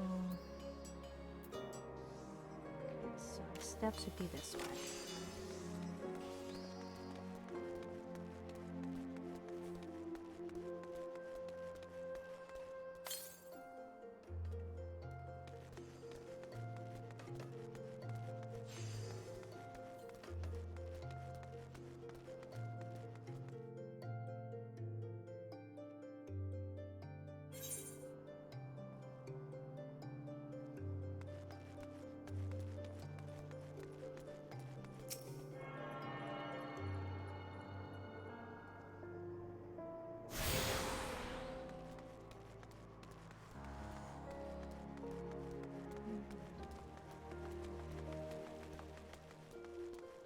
Sorry if I'm muttering too much, I'm just talking to myself to figure out and orient myself.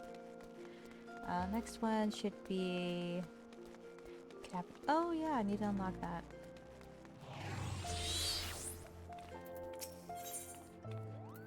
This will unlock a very fun place for us later.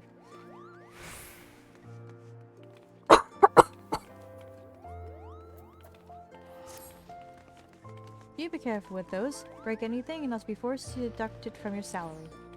Ah, we got a rich boy. Beg pardon. What is my loyal manservant carrying? Why, not so small fortune prizes, only aptly won by yours truly at the Gold Saucer.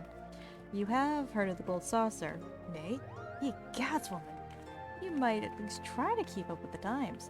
It's only the Sultanate's newest and finest place of entertainment. Thrilled to the sight of majestic birds roaring down the straits of the triple races, pit your wits against your peers of the triple triad tables. At the Gold Saucer, one can do all this and more. And if you know what you're about, you'll walk out a wealthier woman than you entered.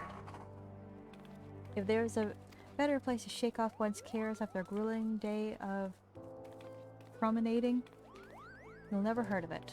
Did I mention the prizes? Ah, I dare say you'd rather discover them for yourself. Yes, I'll wager you're wondering just how in Thrall's good name you can experience the wonders of the Gold Saucer firsthand. Am I right or am I right? I thought as much. Well, since this has been my lucky day, I don't see why it shouldn't be yours too. I just happen to have a spare golden airship ticket. You see, consider a gift from me to you, my lady. Bestow that ticket to the fine lady over at the landing, and you'll have a seat to the next airship bound for the revelry in riches. Be fairly warned, though. You may expect no mercy from me should our paths cross on the triple triad tables. Nay, not so much as an ounce.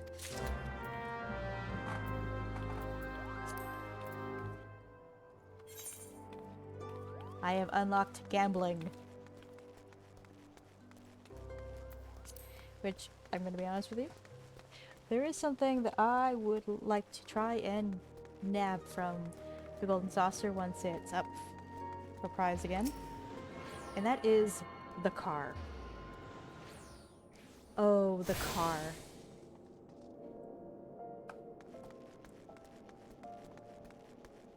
But there's also some minions there.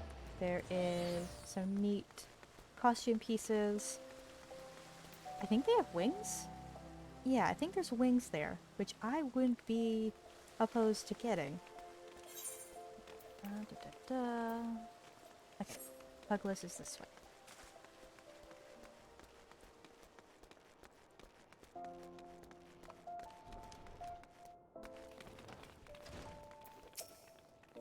Greetings and welcome to the Pugless Guild.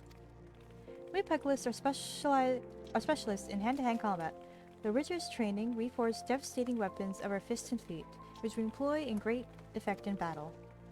There's no better place in all of the realm to train in our discipline than here. If you would walk the path of the Pugless, I highly recommend you add your name to our roll. What say you, friend? A decision you'll not regret, but before you proceed in the paperwork, it is essential that you know something of our guild's storied past. Since time immemorial, men has used whatever has been at his disposal to settle disputes. In the beginning, that meant fighting with his fists. Such hand-to-hand combat existed in various forms throughout Eorzea, each evolving independently to one another. The origin of pugilism, as we know it, however, can be traced back to the staging of bare-fisted bouts at the Colosseum. These contests attracted fighters from far and wide, bringing their myriad styles crashing together on the blood sands. Amidst this chaotic intermingling of styles, there was a Pugless of singular strength and skill. This woman made it her life's mission to master every form she encountered, that she might refine her art. Among her very song-worthy exploits, we Pugless remember her participation in a gladiator tournament most fondly. Back when bare-handed fighting was still seen as a pastime for peasants, she took on fully armed and armored gladiators and effortlessly bested the lot of them. Word of her feat spread across the realm like wildfire, of course, and Ul'dah swiftly transformed into a center of pugilism, with people flocking from all over to train under this master among masters. This woman's name was Cornelia, and it is to her that the Pugless Guild owes existence. The art practiced here is based on her all-encompassing style, and this training hall is modeled upon the one which she once built. And there it is, the brief history of our guild. I've told this tale 1,000 times, but gods, it never fails to fan the flames of my fighting spirit. Now then, before we can proceed with your enrollment, you must first obtain the Guildmaster's approval. Let me know when you are ready to meet him. So, are you ready to present yourself to the Guildmaster's inspection? Master Haemon is among the greatest Pugless of our time. For long years, the man ruled the Blood Sands as the Holy Fist, though he has since retired in favor of training aspiring fighters. You will find his overseeing his charges yonder. Go now and show to him the fighting spirit that burns within you.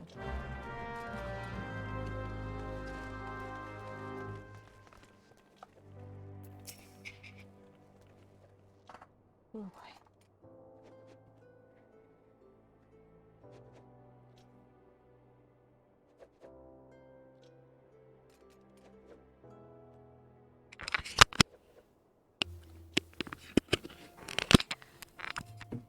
Okay. Tea for the throat. Best time you got your arrows back here. Well, what did the dancer have to say about my proposition? You're not my errand boy. There's no dancer. There never was. I'm not doing anything indecent, I swear to the gods. What? You're here to enroll? Oh, well, why didn't you say so sooner? In my capacity as Guildmaster, I'd be glad to give you a primer of the art of the hand-to-hand combat. Doubtless you already know this, but we Pugless fight with our fists and feet. While these don't deal as much damage as a blade, it hardly matters when you can land several blows for each swing of the sword. What we lack in destructive force, you more than make up in the speed and cunning. Under my guidance, not only will you master striking techniques, you'll also learn to string them together to deliver endless flurry of blows. Only through such fierce combinations can a pugilist realize his potential. Yarg.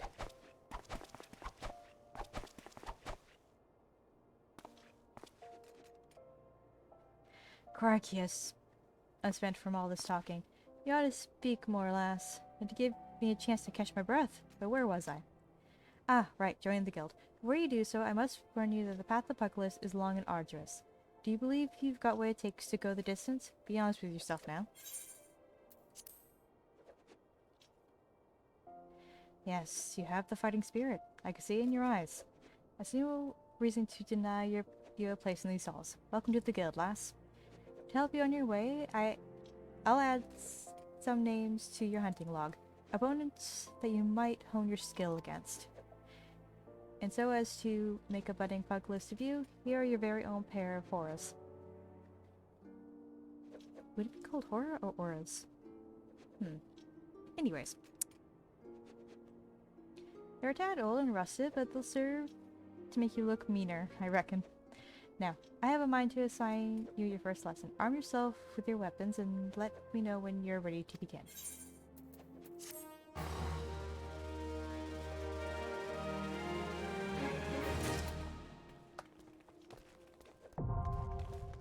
Okay. Let's see. And I think the last bit will be the black mages, or the thaumaturges.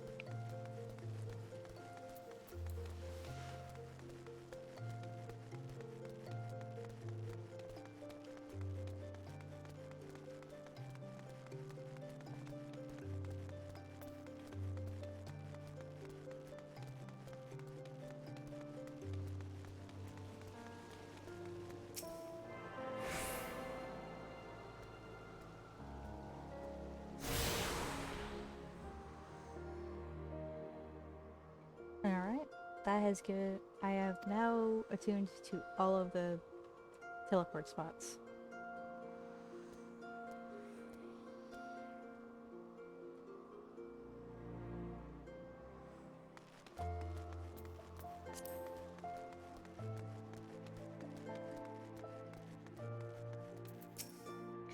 Welcome to the Thaumaturge Guild.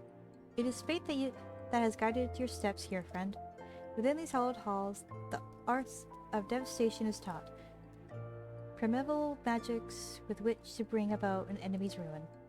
If you would join our ranks and wield the power of thaumaturgy, I urge you to seize this moment and confide in me your arcane ambitions.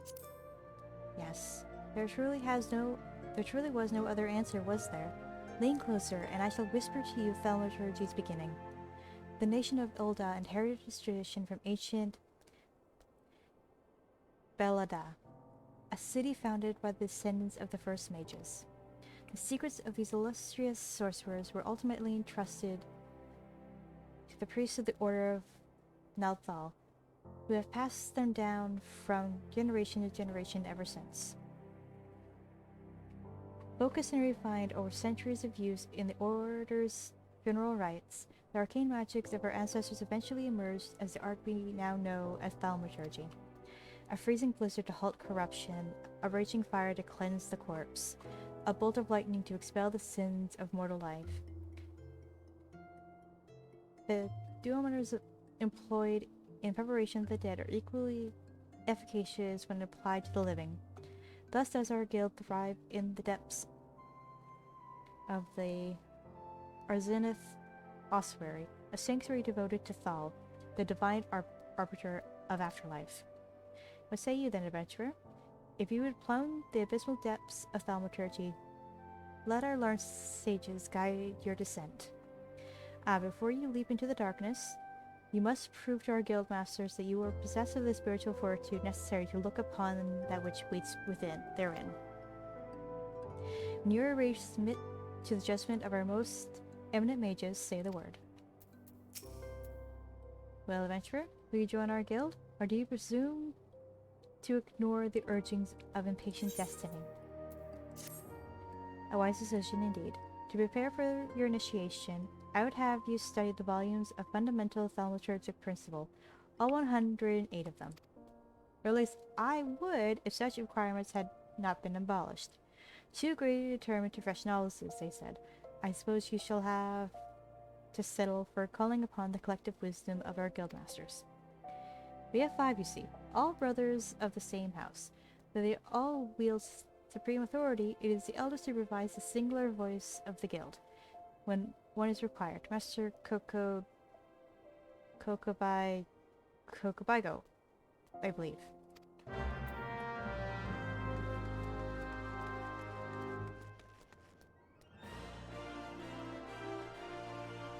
Okay, that's all.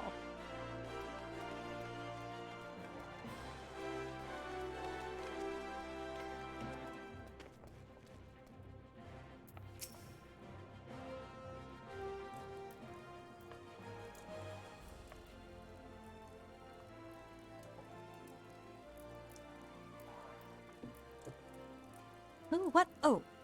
Thal's teeth, miss. Did your mother never tell you not to startle a thaumaturge? What did I expect to face, Kokobigo? This woman is obviously a new applicant to the guild seeking audience with our eldest brother. Oh, prelate Yayaki. She could recite the 307 verses of the funeral rites of the virtuous fallen, but the simple task of keeping our names straight seemed ever beyond her grasp. Well, I for one find the constant confusion endlessly entertaining. My apologies, my dear. My merriment is not meant to mock your mistake. It is our sibling Kokobuki with whom you should speak. What is this? What is this? Thal has led us a new aspirant. Ah, Kokobuki! Were you here the entire time? Greetings, child. I am Kokobuki, the eldest, and I would venture to say the wisest of the 5 masters of the 5 masters of the Thaumaturge's Guild. It is my solemn duty to furnish our would-be initiates with a succulent understanding of our beloved art. Thus, I would have your fullest attention. To wield thaumaturgy is to unleash devastation of the highest magnitude. The lethal force of our spells far exceeds the destructive capability of any other form of arcane manipulation. Fire, lightning, blizzard, somnolence. A thaumaturgist call upon the expansive arsenal of offensive incantations to incapacitate and obliterate all manner of adversaries. Open your mind to our sorceress teachings, and you too shall soon hold the unparalleled power of our discipline in the palm of your hand. Of course, such power has a price. You must be willing to plunge headfirst into the forbidding chasm of thaumaturgy's secrets, where advancement in this art comes only with the completion of deadly and terrible trials. I ask you now, aspirant, are you prepared to leap into the abyss in pursuit of power unraveled?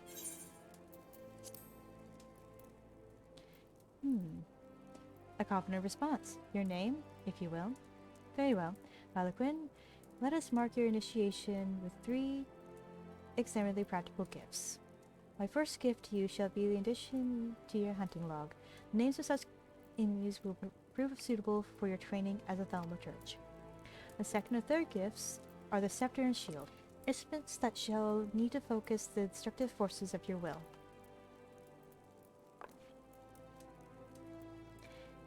Did you believe your initiation over? My dear disciple, you have only just begun.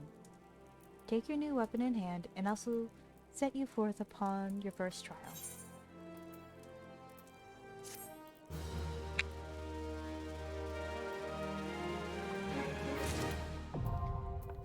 Okay, and that should be all the unlockables so far. I say so far because these gray ones will become available to me as I get further in the stories. Some of these are only unlocked once you complete a certain level of a certain skill set. In this case, Uh...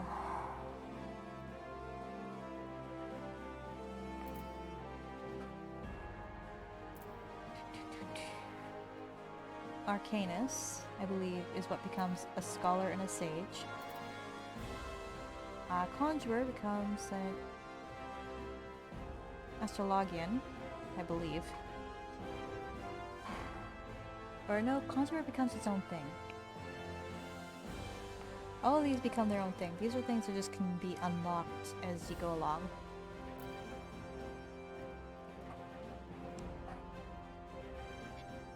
Fun times, fun times.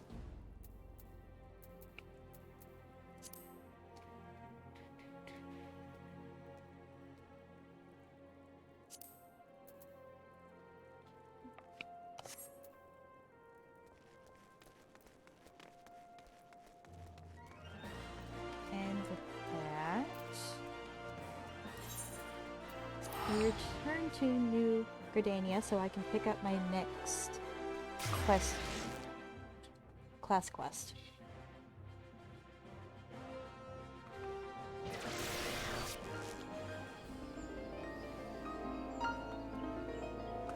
Ah, a bard.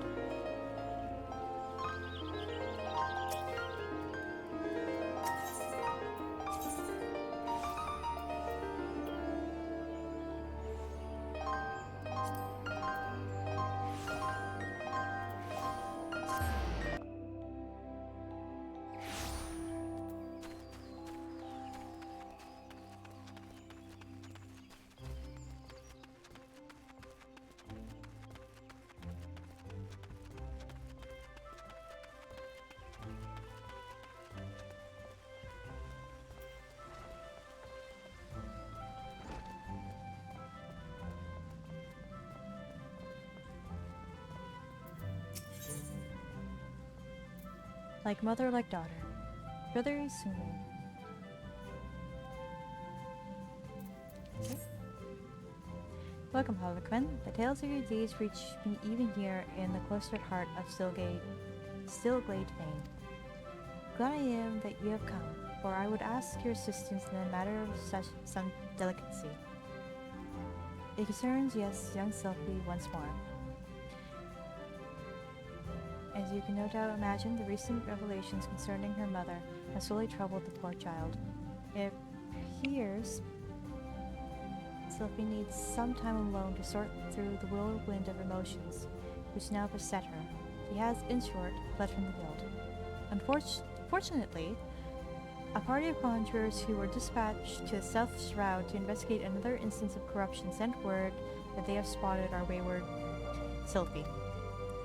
Considering the importance of their mission, I would not seek to distract the conjurers from their task. Thus, I turn to you to escort Sylphie back here to the guild. You are, I believe, one of the few people to whom she will listen. Pray travel to Bascaron's Druthers and speak with Wolfew. She was a conjurer who first chanced upon Sylphie and will be able to tell you more of how the young lady fares. I have not unlocked that place yet. Alright.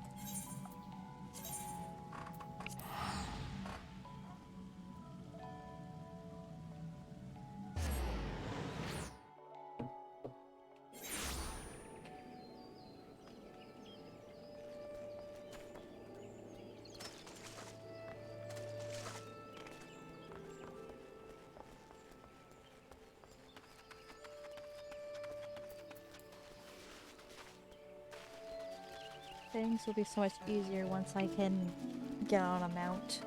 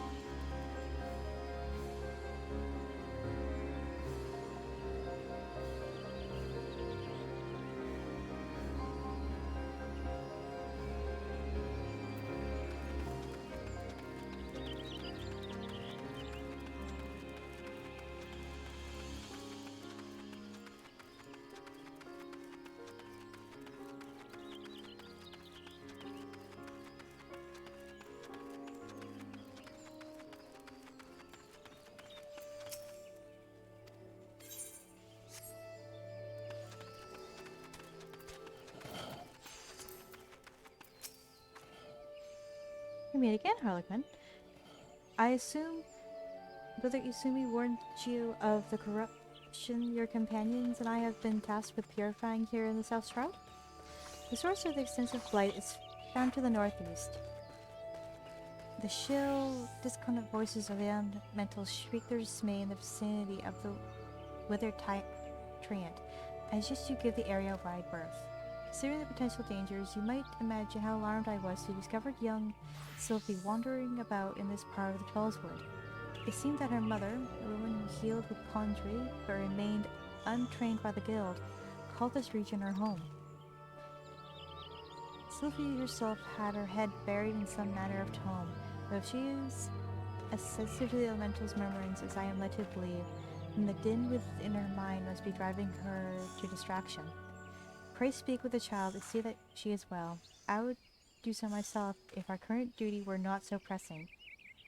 We will, in fact, be setting out at any moment.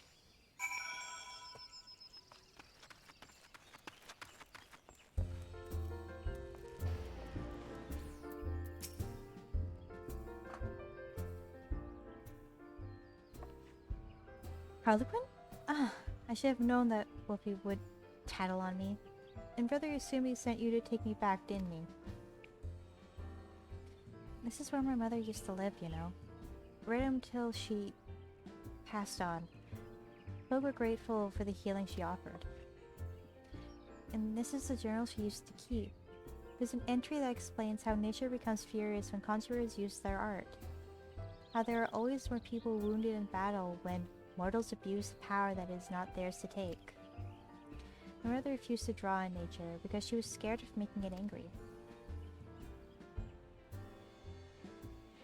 She wouldn't lie about such things, and I want to do what she would have wanted. I'm going to stop using conjury altogether. Ugh. I never heard the voices this mad before. I bet it's because Wolfie and the others are overusing their art. We have to go and stop them.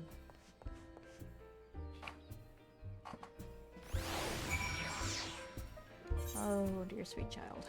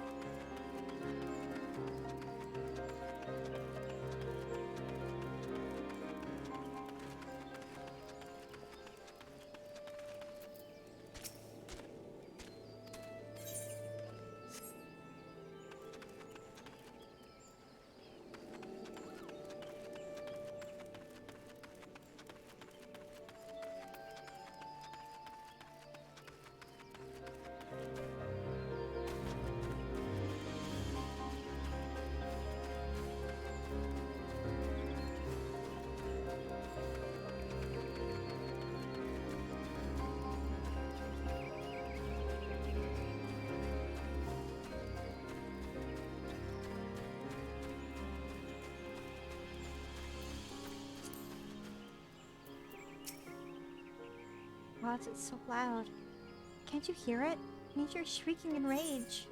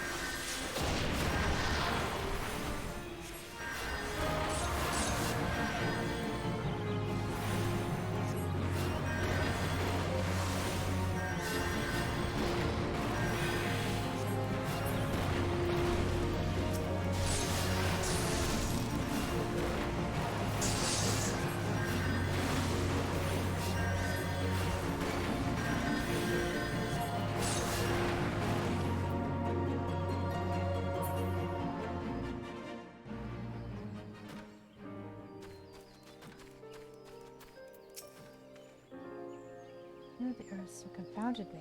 I must apologize. Thank you for your timely assistance. With the origin of the corruption now neutralized, we should be able to cleanse whatever traces remain. You possess quite the affinity for the elements.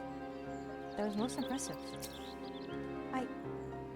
I can't believe nature actually helped us.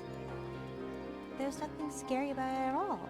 I might still wonder if it really was safe for Congress to borrow that power if I hadn't seen the way he willed it. Nothing could seem more natural. I think it's time I went back to the guild. There are a few things I need to collect first, so please go on ahead without me. Okay, honey. While I'm out here, I may as well get that point there.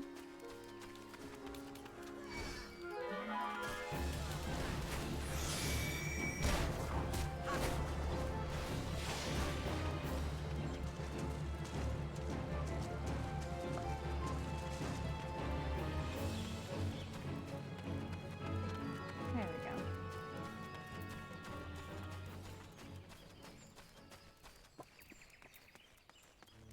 Oh boy.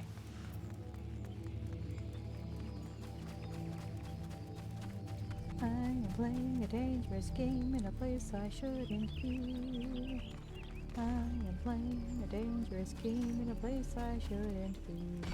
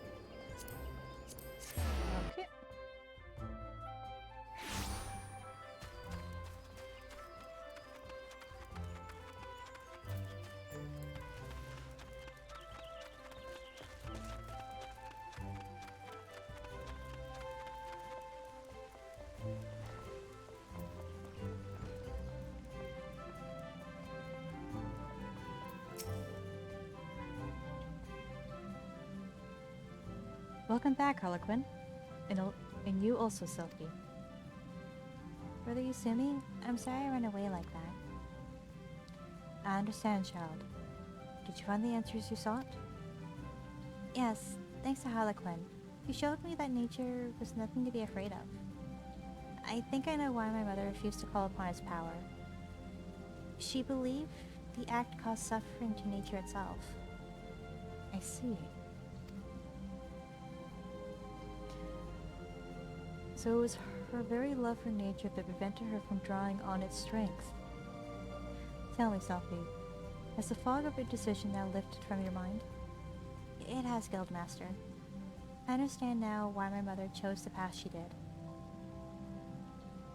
How glad I am to hear that, for I must ask you one more question. Yes, Brother Isumi? When you first witnessed Harlequin's cleanse a corrupted elemental, you mentioned hearing voices. How exactly did they sound? The voices? Well, they sounded joyful, like a crowd letting out a sudden cheer.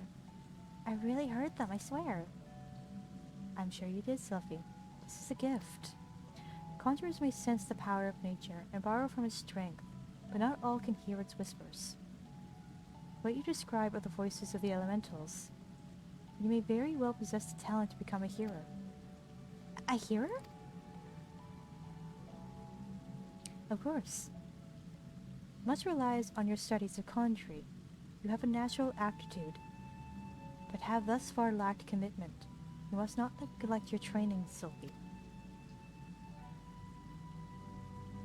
Putting aside such matters for a moment, I am curious to hear about the disturbance you observed in the Self-Shroud, Harlequin. I assume from the reports I have received that it was of a different magnitude to those which you have previously encountered. Am I correct? This bodes ill. The creatures known as mudpies are not native to the Twellswood. I wonder what relation this may have to the seemingly ever-increasing frequency of these disturbances. Something beyond the damage wrought by the calamity afflicts the Twellswood. I shall commune with the elementals and seek to identify this threat. Harlequin, Sylvie, I may have need of you both before long. Until then, give yourselves over to the study of your art. Ever shall the earth meet your footfalls and the wind guide your path.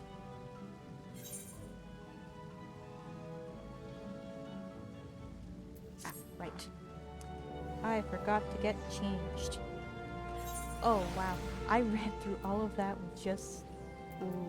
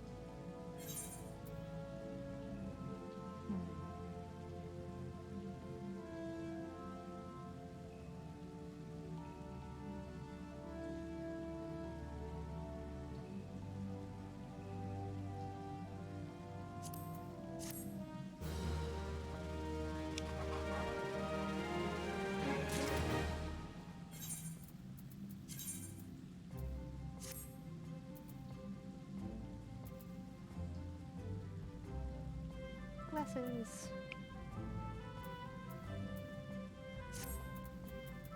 Right, the next one is at level 30.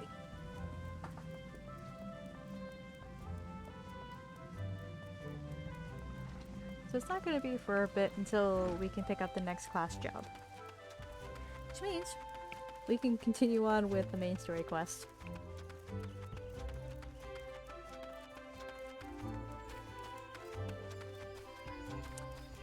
But maybe I should show you the golden saucer first.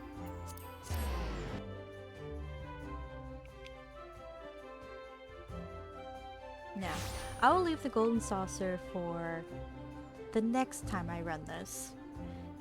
It'll be a treat.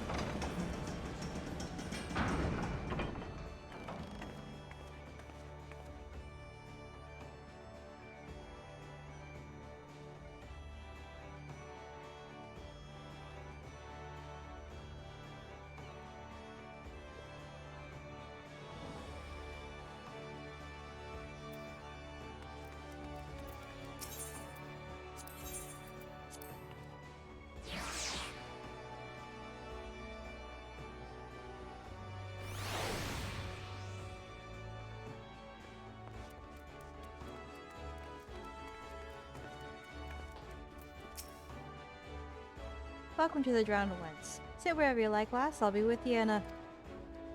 Hi? I'm Badron. Alright. Who's asking? I heard as I got a job for a capable adventure, you say? Well, you're bloody right. Just so you're fairly warned, though, this ain't no job for the faint of heart. Things are liable to get downright bleeding airy, but if you think you're still interested, let me know, and I'll fill you in on the details.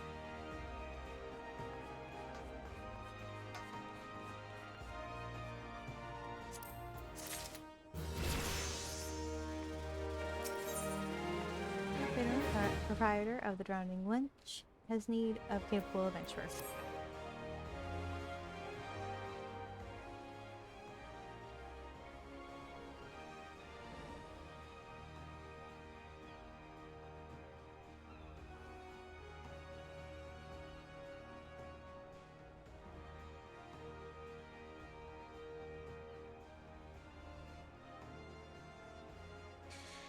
I thank you for taking the time to help me out. Now, I'm sure you're busy, so I'll come straight to the point. Word has it some suspicious-looking buggers have been sneaking in and out of the old Satasha Seeger route, and I need a trustworthy sort to head up north to Elport and find out who they are and what they're up to. Don't sound like much, I know. They weren't so long ago as the Fishback's pet pirates paid us an unwelcome visit, and folks are feeling a bit nervous. If you permit me, Master Brandon, I shall be happy to elaborate. Well, if it ain't the chief of the Yellow Jackets himself, what do I owe this rare honor, Commodore Raynor? Come to make sure me patrons are behaving, or just thirsty? Neither, in fact. I was informed that you had requested an adventurer to assist in my investigation, and I came to offer what information I could sift from recent reports. Over the course of the past moon, there have been several sightings of an unfamiliar vessel off to the coast of Ailport, in the vicinity of the Isles of Umber. This information came to my attention no more than a few weeks after a squad of my own soldiers had completed a routine patrol of the region, the Satasha Sea route included. Their search revealed little, save where a family of corals had taken up residence in the caves. Nothing concerned us, in short. In light of recent developments, however, it would seem wise to search Satasha again. Though with the Saragon testing our defenses daily, I am willing to assign the task to limited forces at my disposal. Our line is stretched as it is. Thus, I sought the services of competent adventurer to conduct an investigation in our stead. Any aid you can offer in this matter would be greatly appreciated. Then it's settled. Pistacia is located in western La Nausicaa. For more detailed instructions on how to reach the place, I suggest you consult Nimpella. She can be found at the ferry docks in the lower decks. You are the man. Good luck to ya, lass.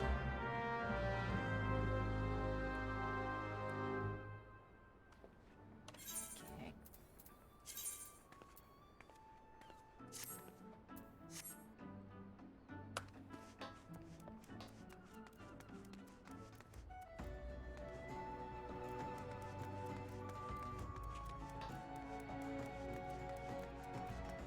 Right, I was going to show you guys something that's in this area. An important trick that will be useful to, well, literally anyone that first starts this game for the first time. If you're so inclined. There will come a time where you need to go to a place called the Horizon. Pray tell, do meet me at Horizon. Well, at Vesper Bay. You'll be asked to go to Vesper Bay various times in the near future.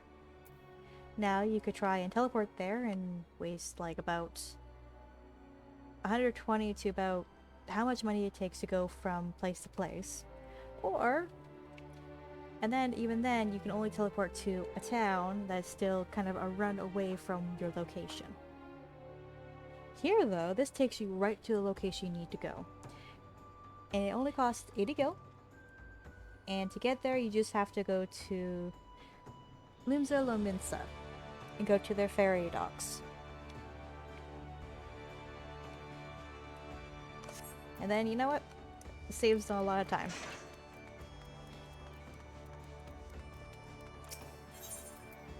That being said...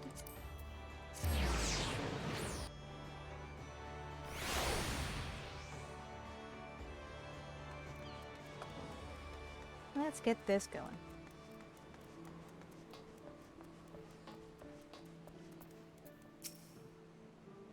Oh, we have a rogue. You're here about Commodore Raynor's investigation? Then you'll want to board a ferry bound to Ailport. Once you arrive in western La Nausicaa, though, you best pay a visit to the Hall of Novice before you blunder into Cetacea. Adventurers Guild runs the hall, and the folks there will prepare you, train you with the skills you need to face the dangers undoubtedly waiting for you in the sea grout. The hall is away at Cetacea, so just north of Ailport. Head inside and one of their seasoned adventurers will take you in hand. Best of luck to you, friend.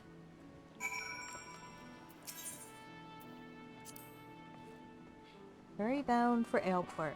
Are you riding with us?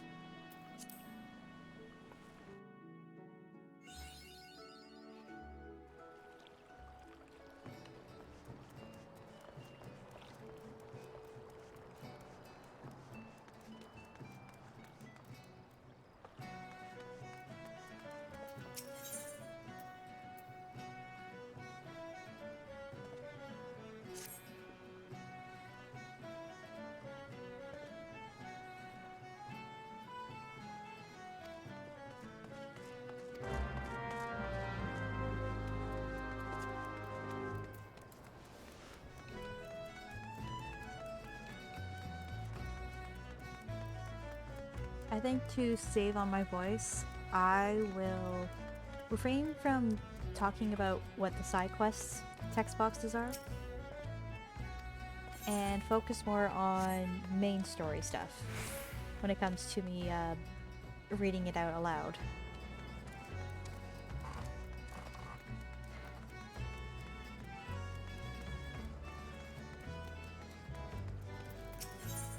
I will give enough time for people to read it.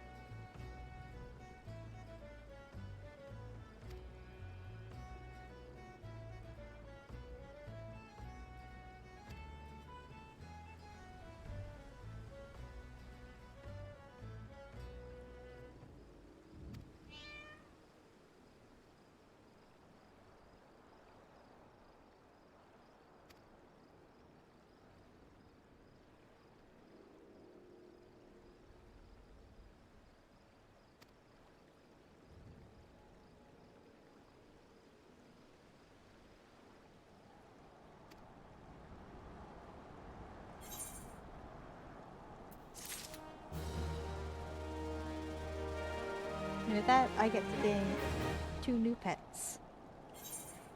A puppy and a kitten.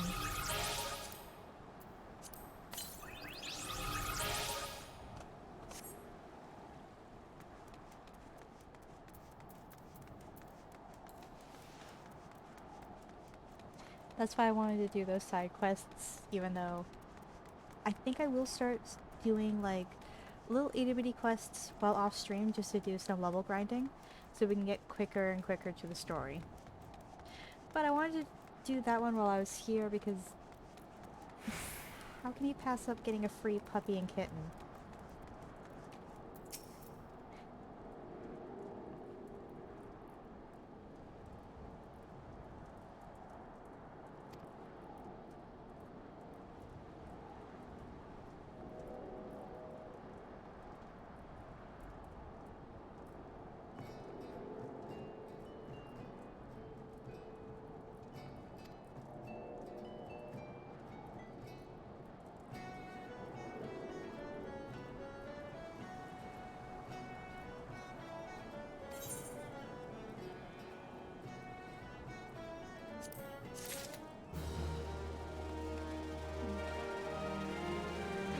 Let me jump. Alright.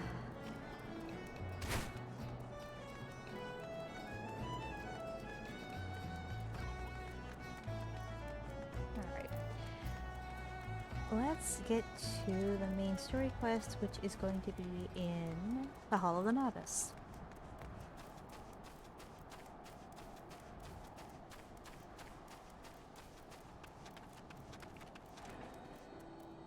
Here, I would be put through my paces to make sure that I understand how my attacks and the such work.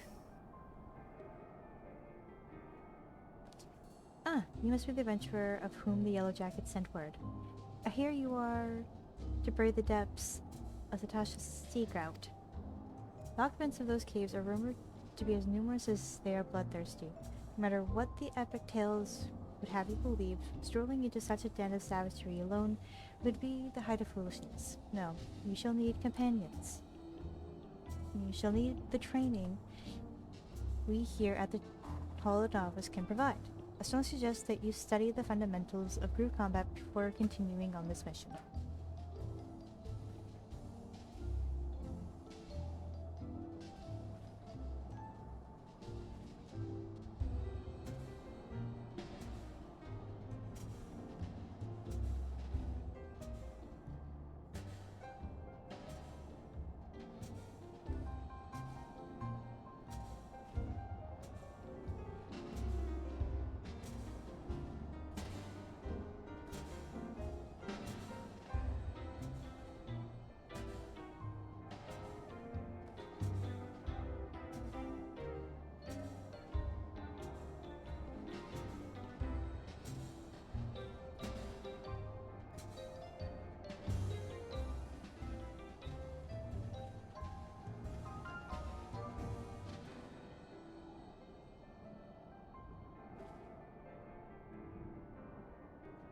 Sorry about that.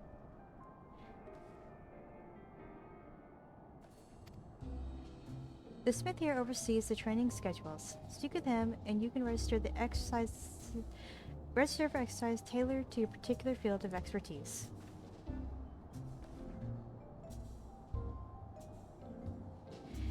When you have mastered all that our masters have to teach, then it will be time to head north once more.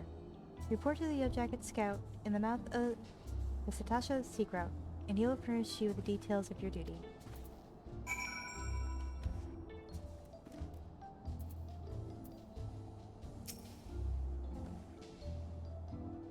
Oh wow. The mantle of the adventurer does not break awkwardly from your shoulders as it once did. But while questing alone certainly brings its own rewards, you haven't truly adventured until you've delved into some darkened dungeons, stalwart comrades at your side. Ancient ruins, echoing caverns, and all manner of deadly places lie hidden across the realm, and they are best conquered in the company of trustworthy allies. And such advice holds true for many a memorable foe who crushed a solitary adventurer. How one fights in a party, however, is often drastically different from how one fights alone. Thus did we construct the Hall of Novice, where we endeavored to prepare you for those differences. Here within these walls, we offer burgeoning heroes a bevy of training exercises. Step into the flames, my friend, and forge the skills you shall need for the morrow.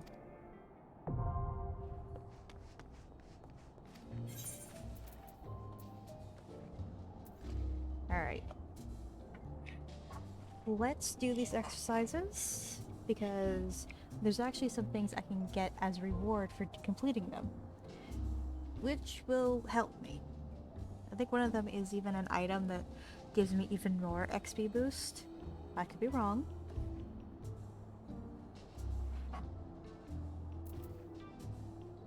Actually, should I have gotten...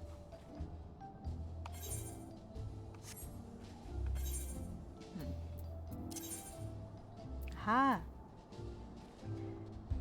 Oh, that's only for 25 or below. Okay.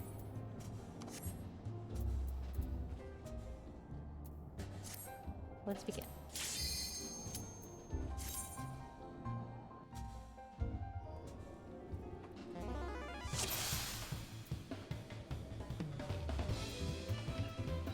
Do I have your full attention? Then let us proceed. This training exercise focuses on evasion. An enemy often tips his hand before a big attack, so you must learn when to adjust your position. Success hinges upon the ability to avoid being struck.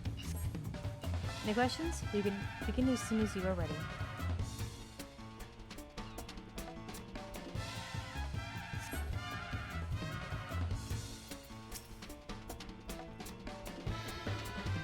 Your preparations are complete then? Let's begin.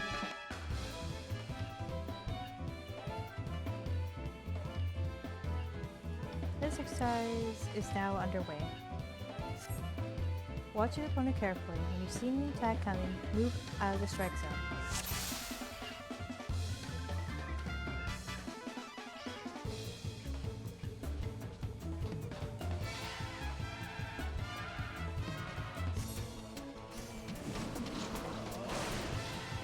Very nice, you're doing wonderfully.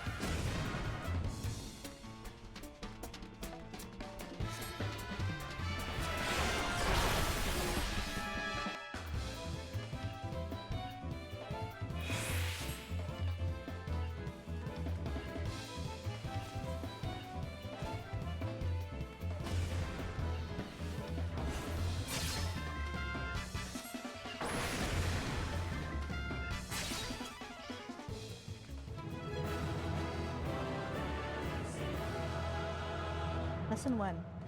How to run.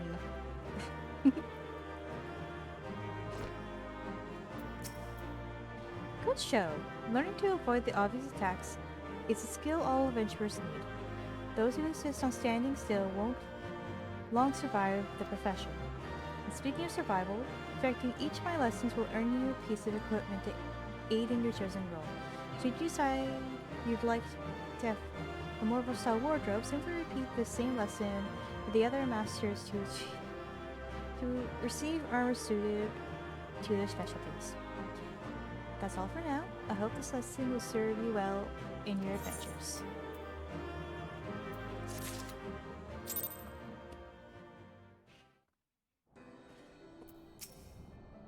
According to my records, you have yet to fully complete your training. You are under no obligation to finish the final exercise, of course, but there is much to gain and not to be lost at the attempt.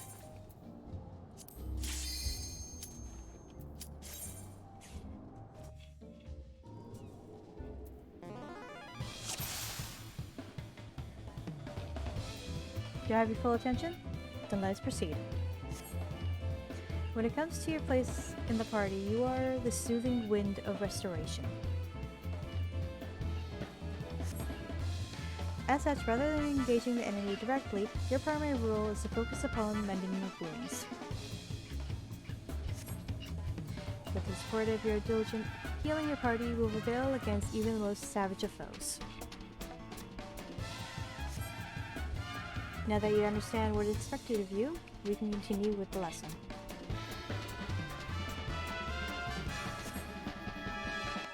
Your pending exercise requires you to keep your ally healed. Provide support, defeat the enemy, and victory will be yours. Any questions? We can begin as soon as you are ready.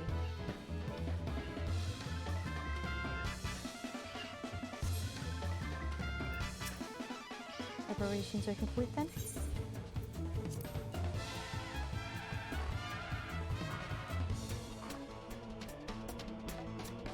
This training exercise is now underway. Your primary concern should be healing your ally.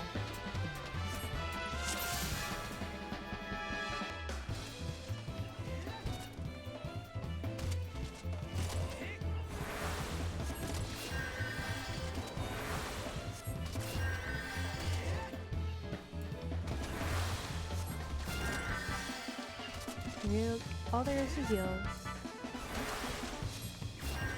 Keep an eye on your companions. Okay.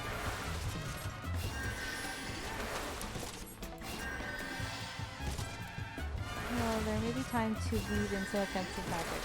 Keep an eye on your companion. You should not be blasting if someone is bleeding.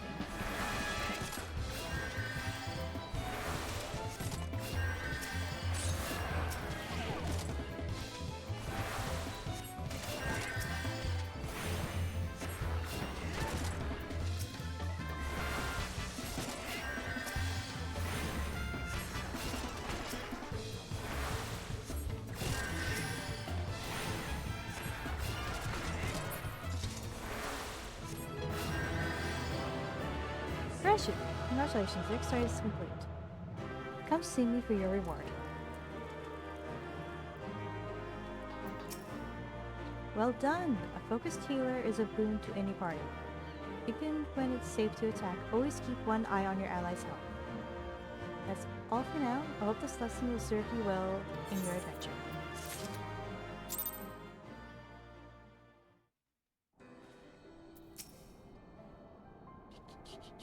I already read this part, so let's continue on.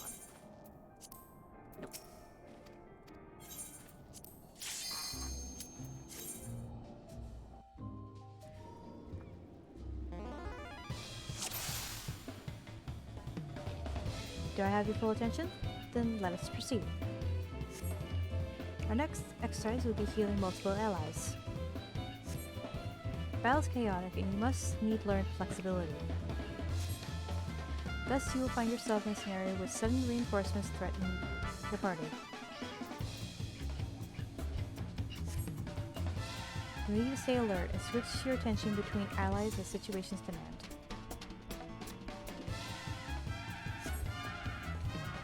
Provide support, defeat the enemy, and victory will be yours. Any questions? We can begin as soon as you are ready. Oh, you're cute.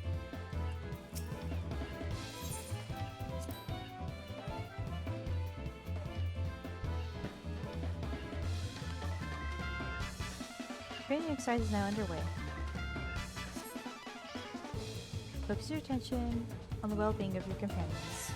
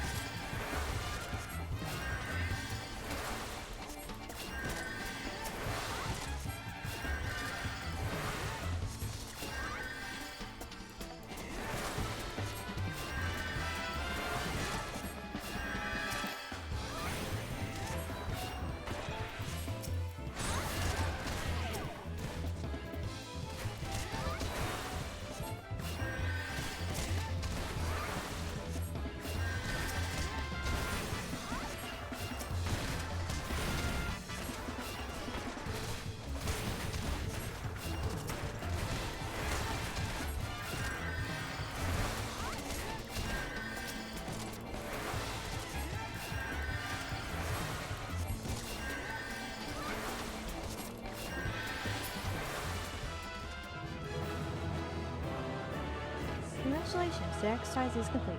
Come see me for your reward.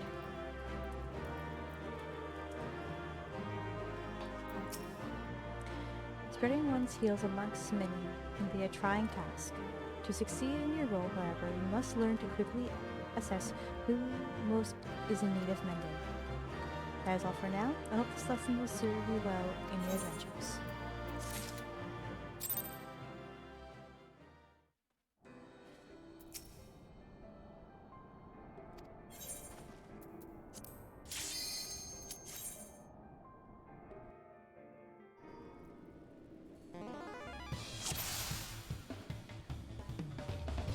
Do I have your full attention? Then let's proceed. For this exercise, you will learn to heal whilst avoiding harm. As before, you must watch for signs you are being attacked. More swiftly in time your cast to avoid interruptions. Success will be a matter of combining lessons already learned.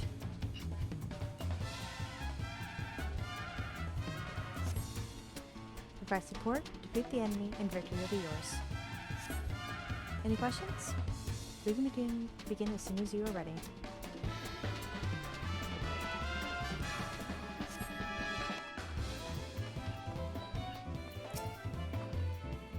Your preparations are complete then?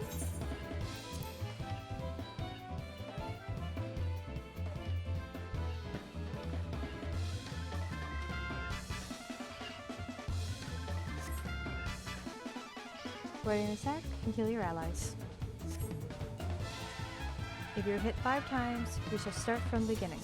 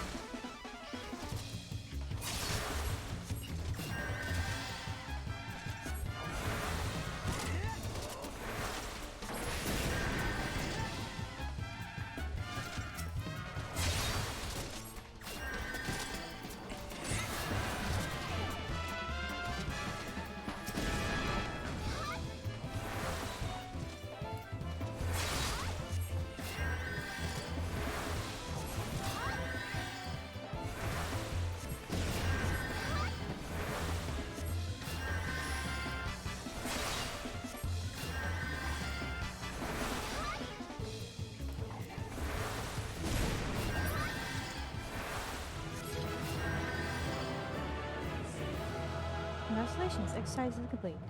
Now see me for your reward.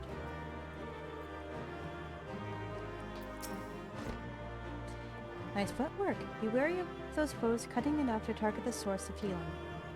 That's all for now. I hope this lesson will serve you well in your adventures.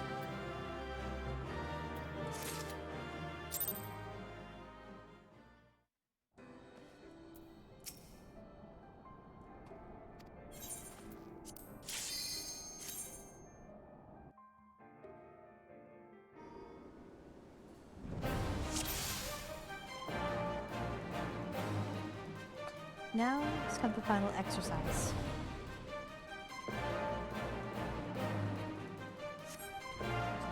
All of the accumulation of your training, all the skills you have acquired will be put to the test. Put your lessons into practice and you'll do just fine. We can begin as soon as you are ready. The preparations are complete then?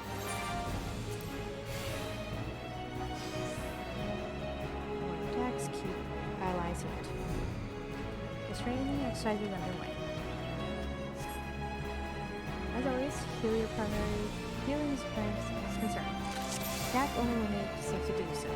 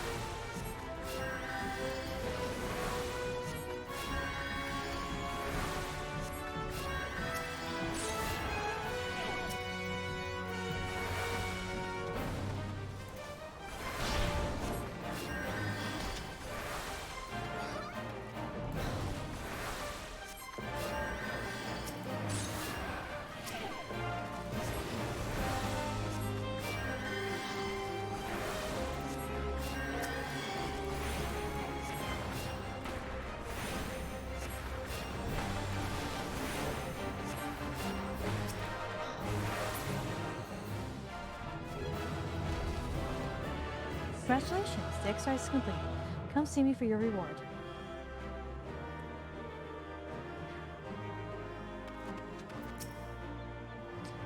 I knew you were ready for the challenge. Here, I bestow this gift upon all who complete my training course.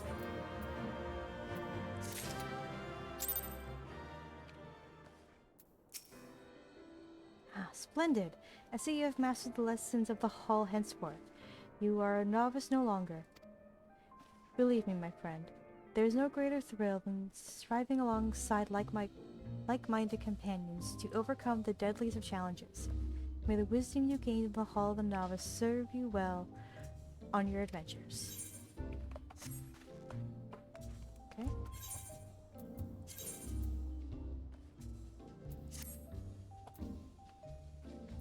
Oh, that's cute.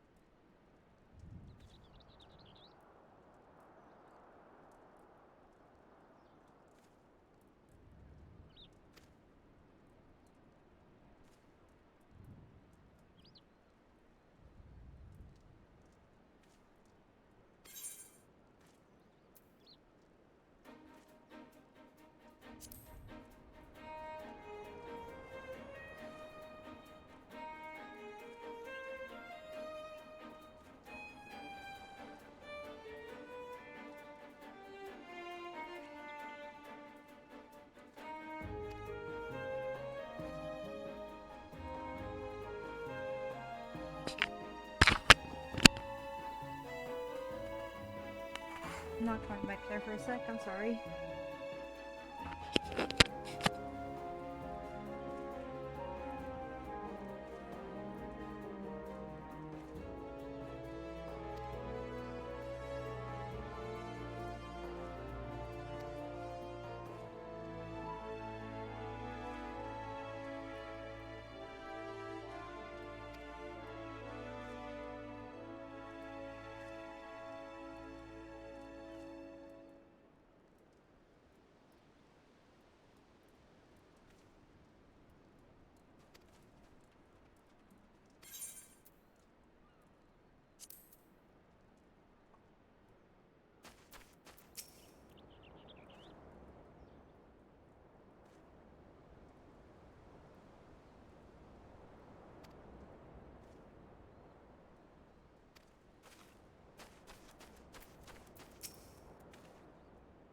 Please tell me you're here on Yellow Jacket duty and not some daft sod out for a stroll.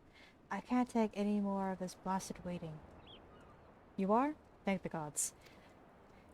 I assume you already know about the ship seen slipping around the Isles of Umbra? We've been on the lookout for pirate activity ever since the vessel was sighted, thinking a crew of cutthroats might have a den nearby. So when we received word that men of questionable quality have been seen passing in and out of Satasha here, we weren't entirely surprised. I've yet to see them for myself, but if this lot belongs to those fishback fancying serpent reavers, well, you can imagine the panic it will cause. The kidnappings are still fresh in the people's minds. Anyway, your task is to poke around in the caves and find out exactly who we're dealing with. While you do that, I'll be keeping watch out here, praying you don't spot any blue-face tattoos.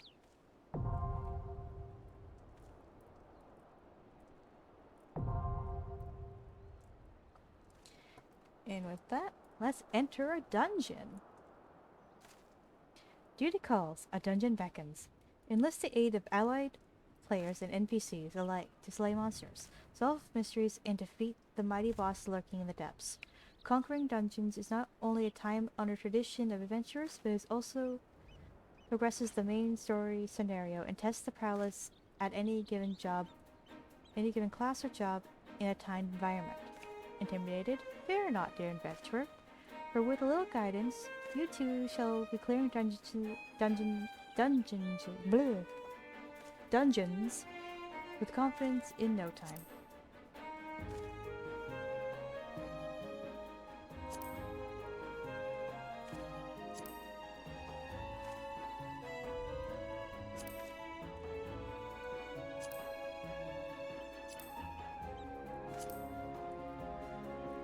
Okay.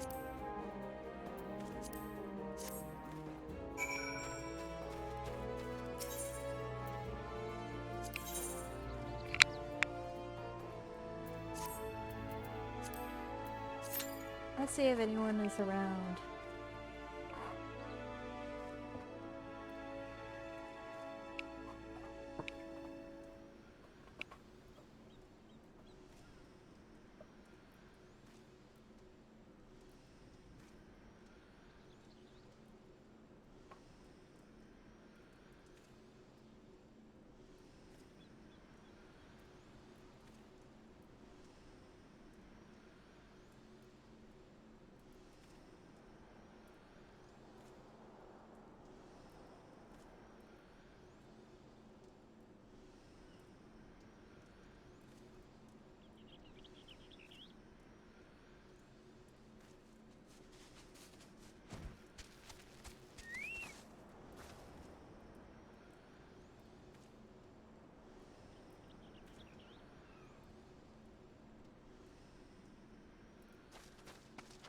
Actually, it might be a little late, so there might not be anyone around.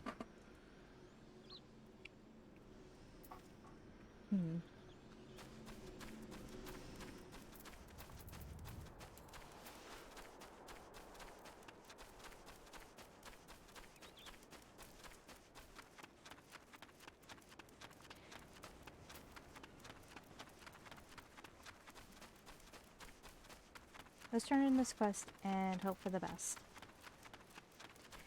But if no one shows up in the next few minutes, then I might cut the stream short here, as we can't exactly progress with the story until after we are finished with this dungeon.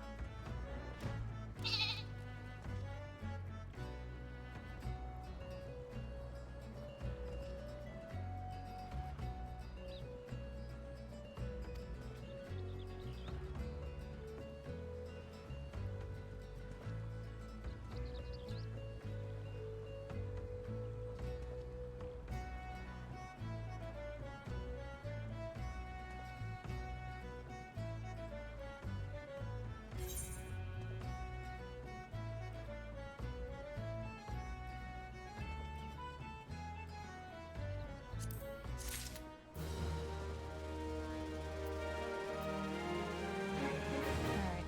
It seems we're not going to find anyone to be in a party with us today. I can do NPCs though. So, that said, let's withdraw from this duty. And then join it with...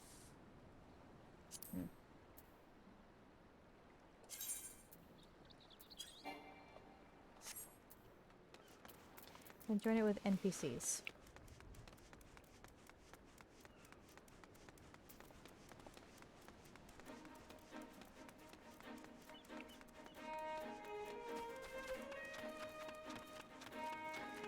Hopefully, with me being the healer, they'll be a mite smarter than normal NPCs. Not holding my breath on that though, but there's hoping.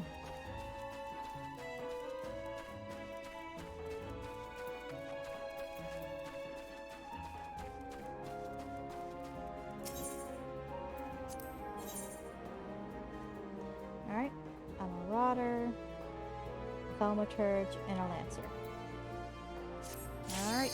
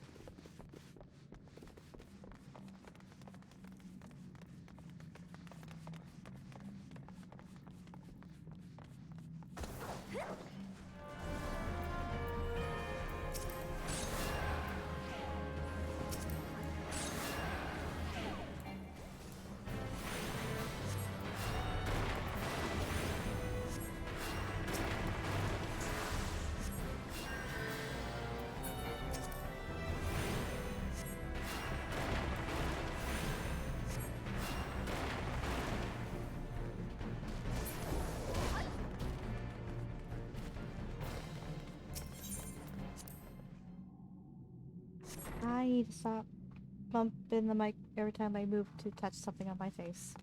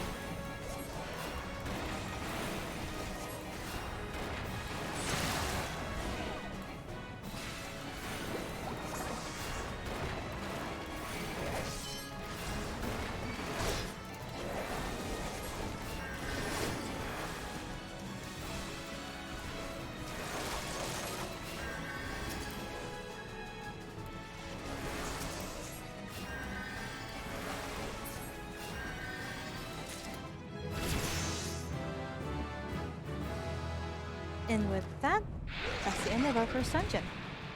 Not as exciting as it would be if I had a party of other players, but it does allow us to continue on with the main story quest.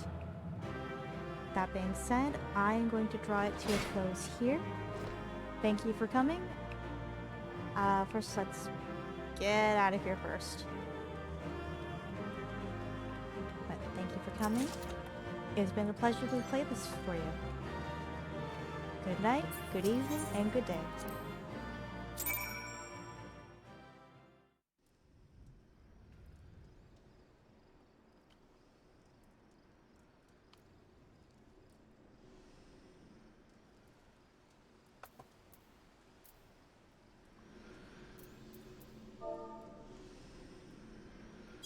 Goodbye!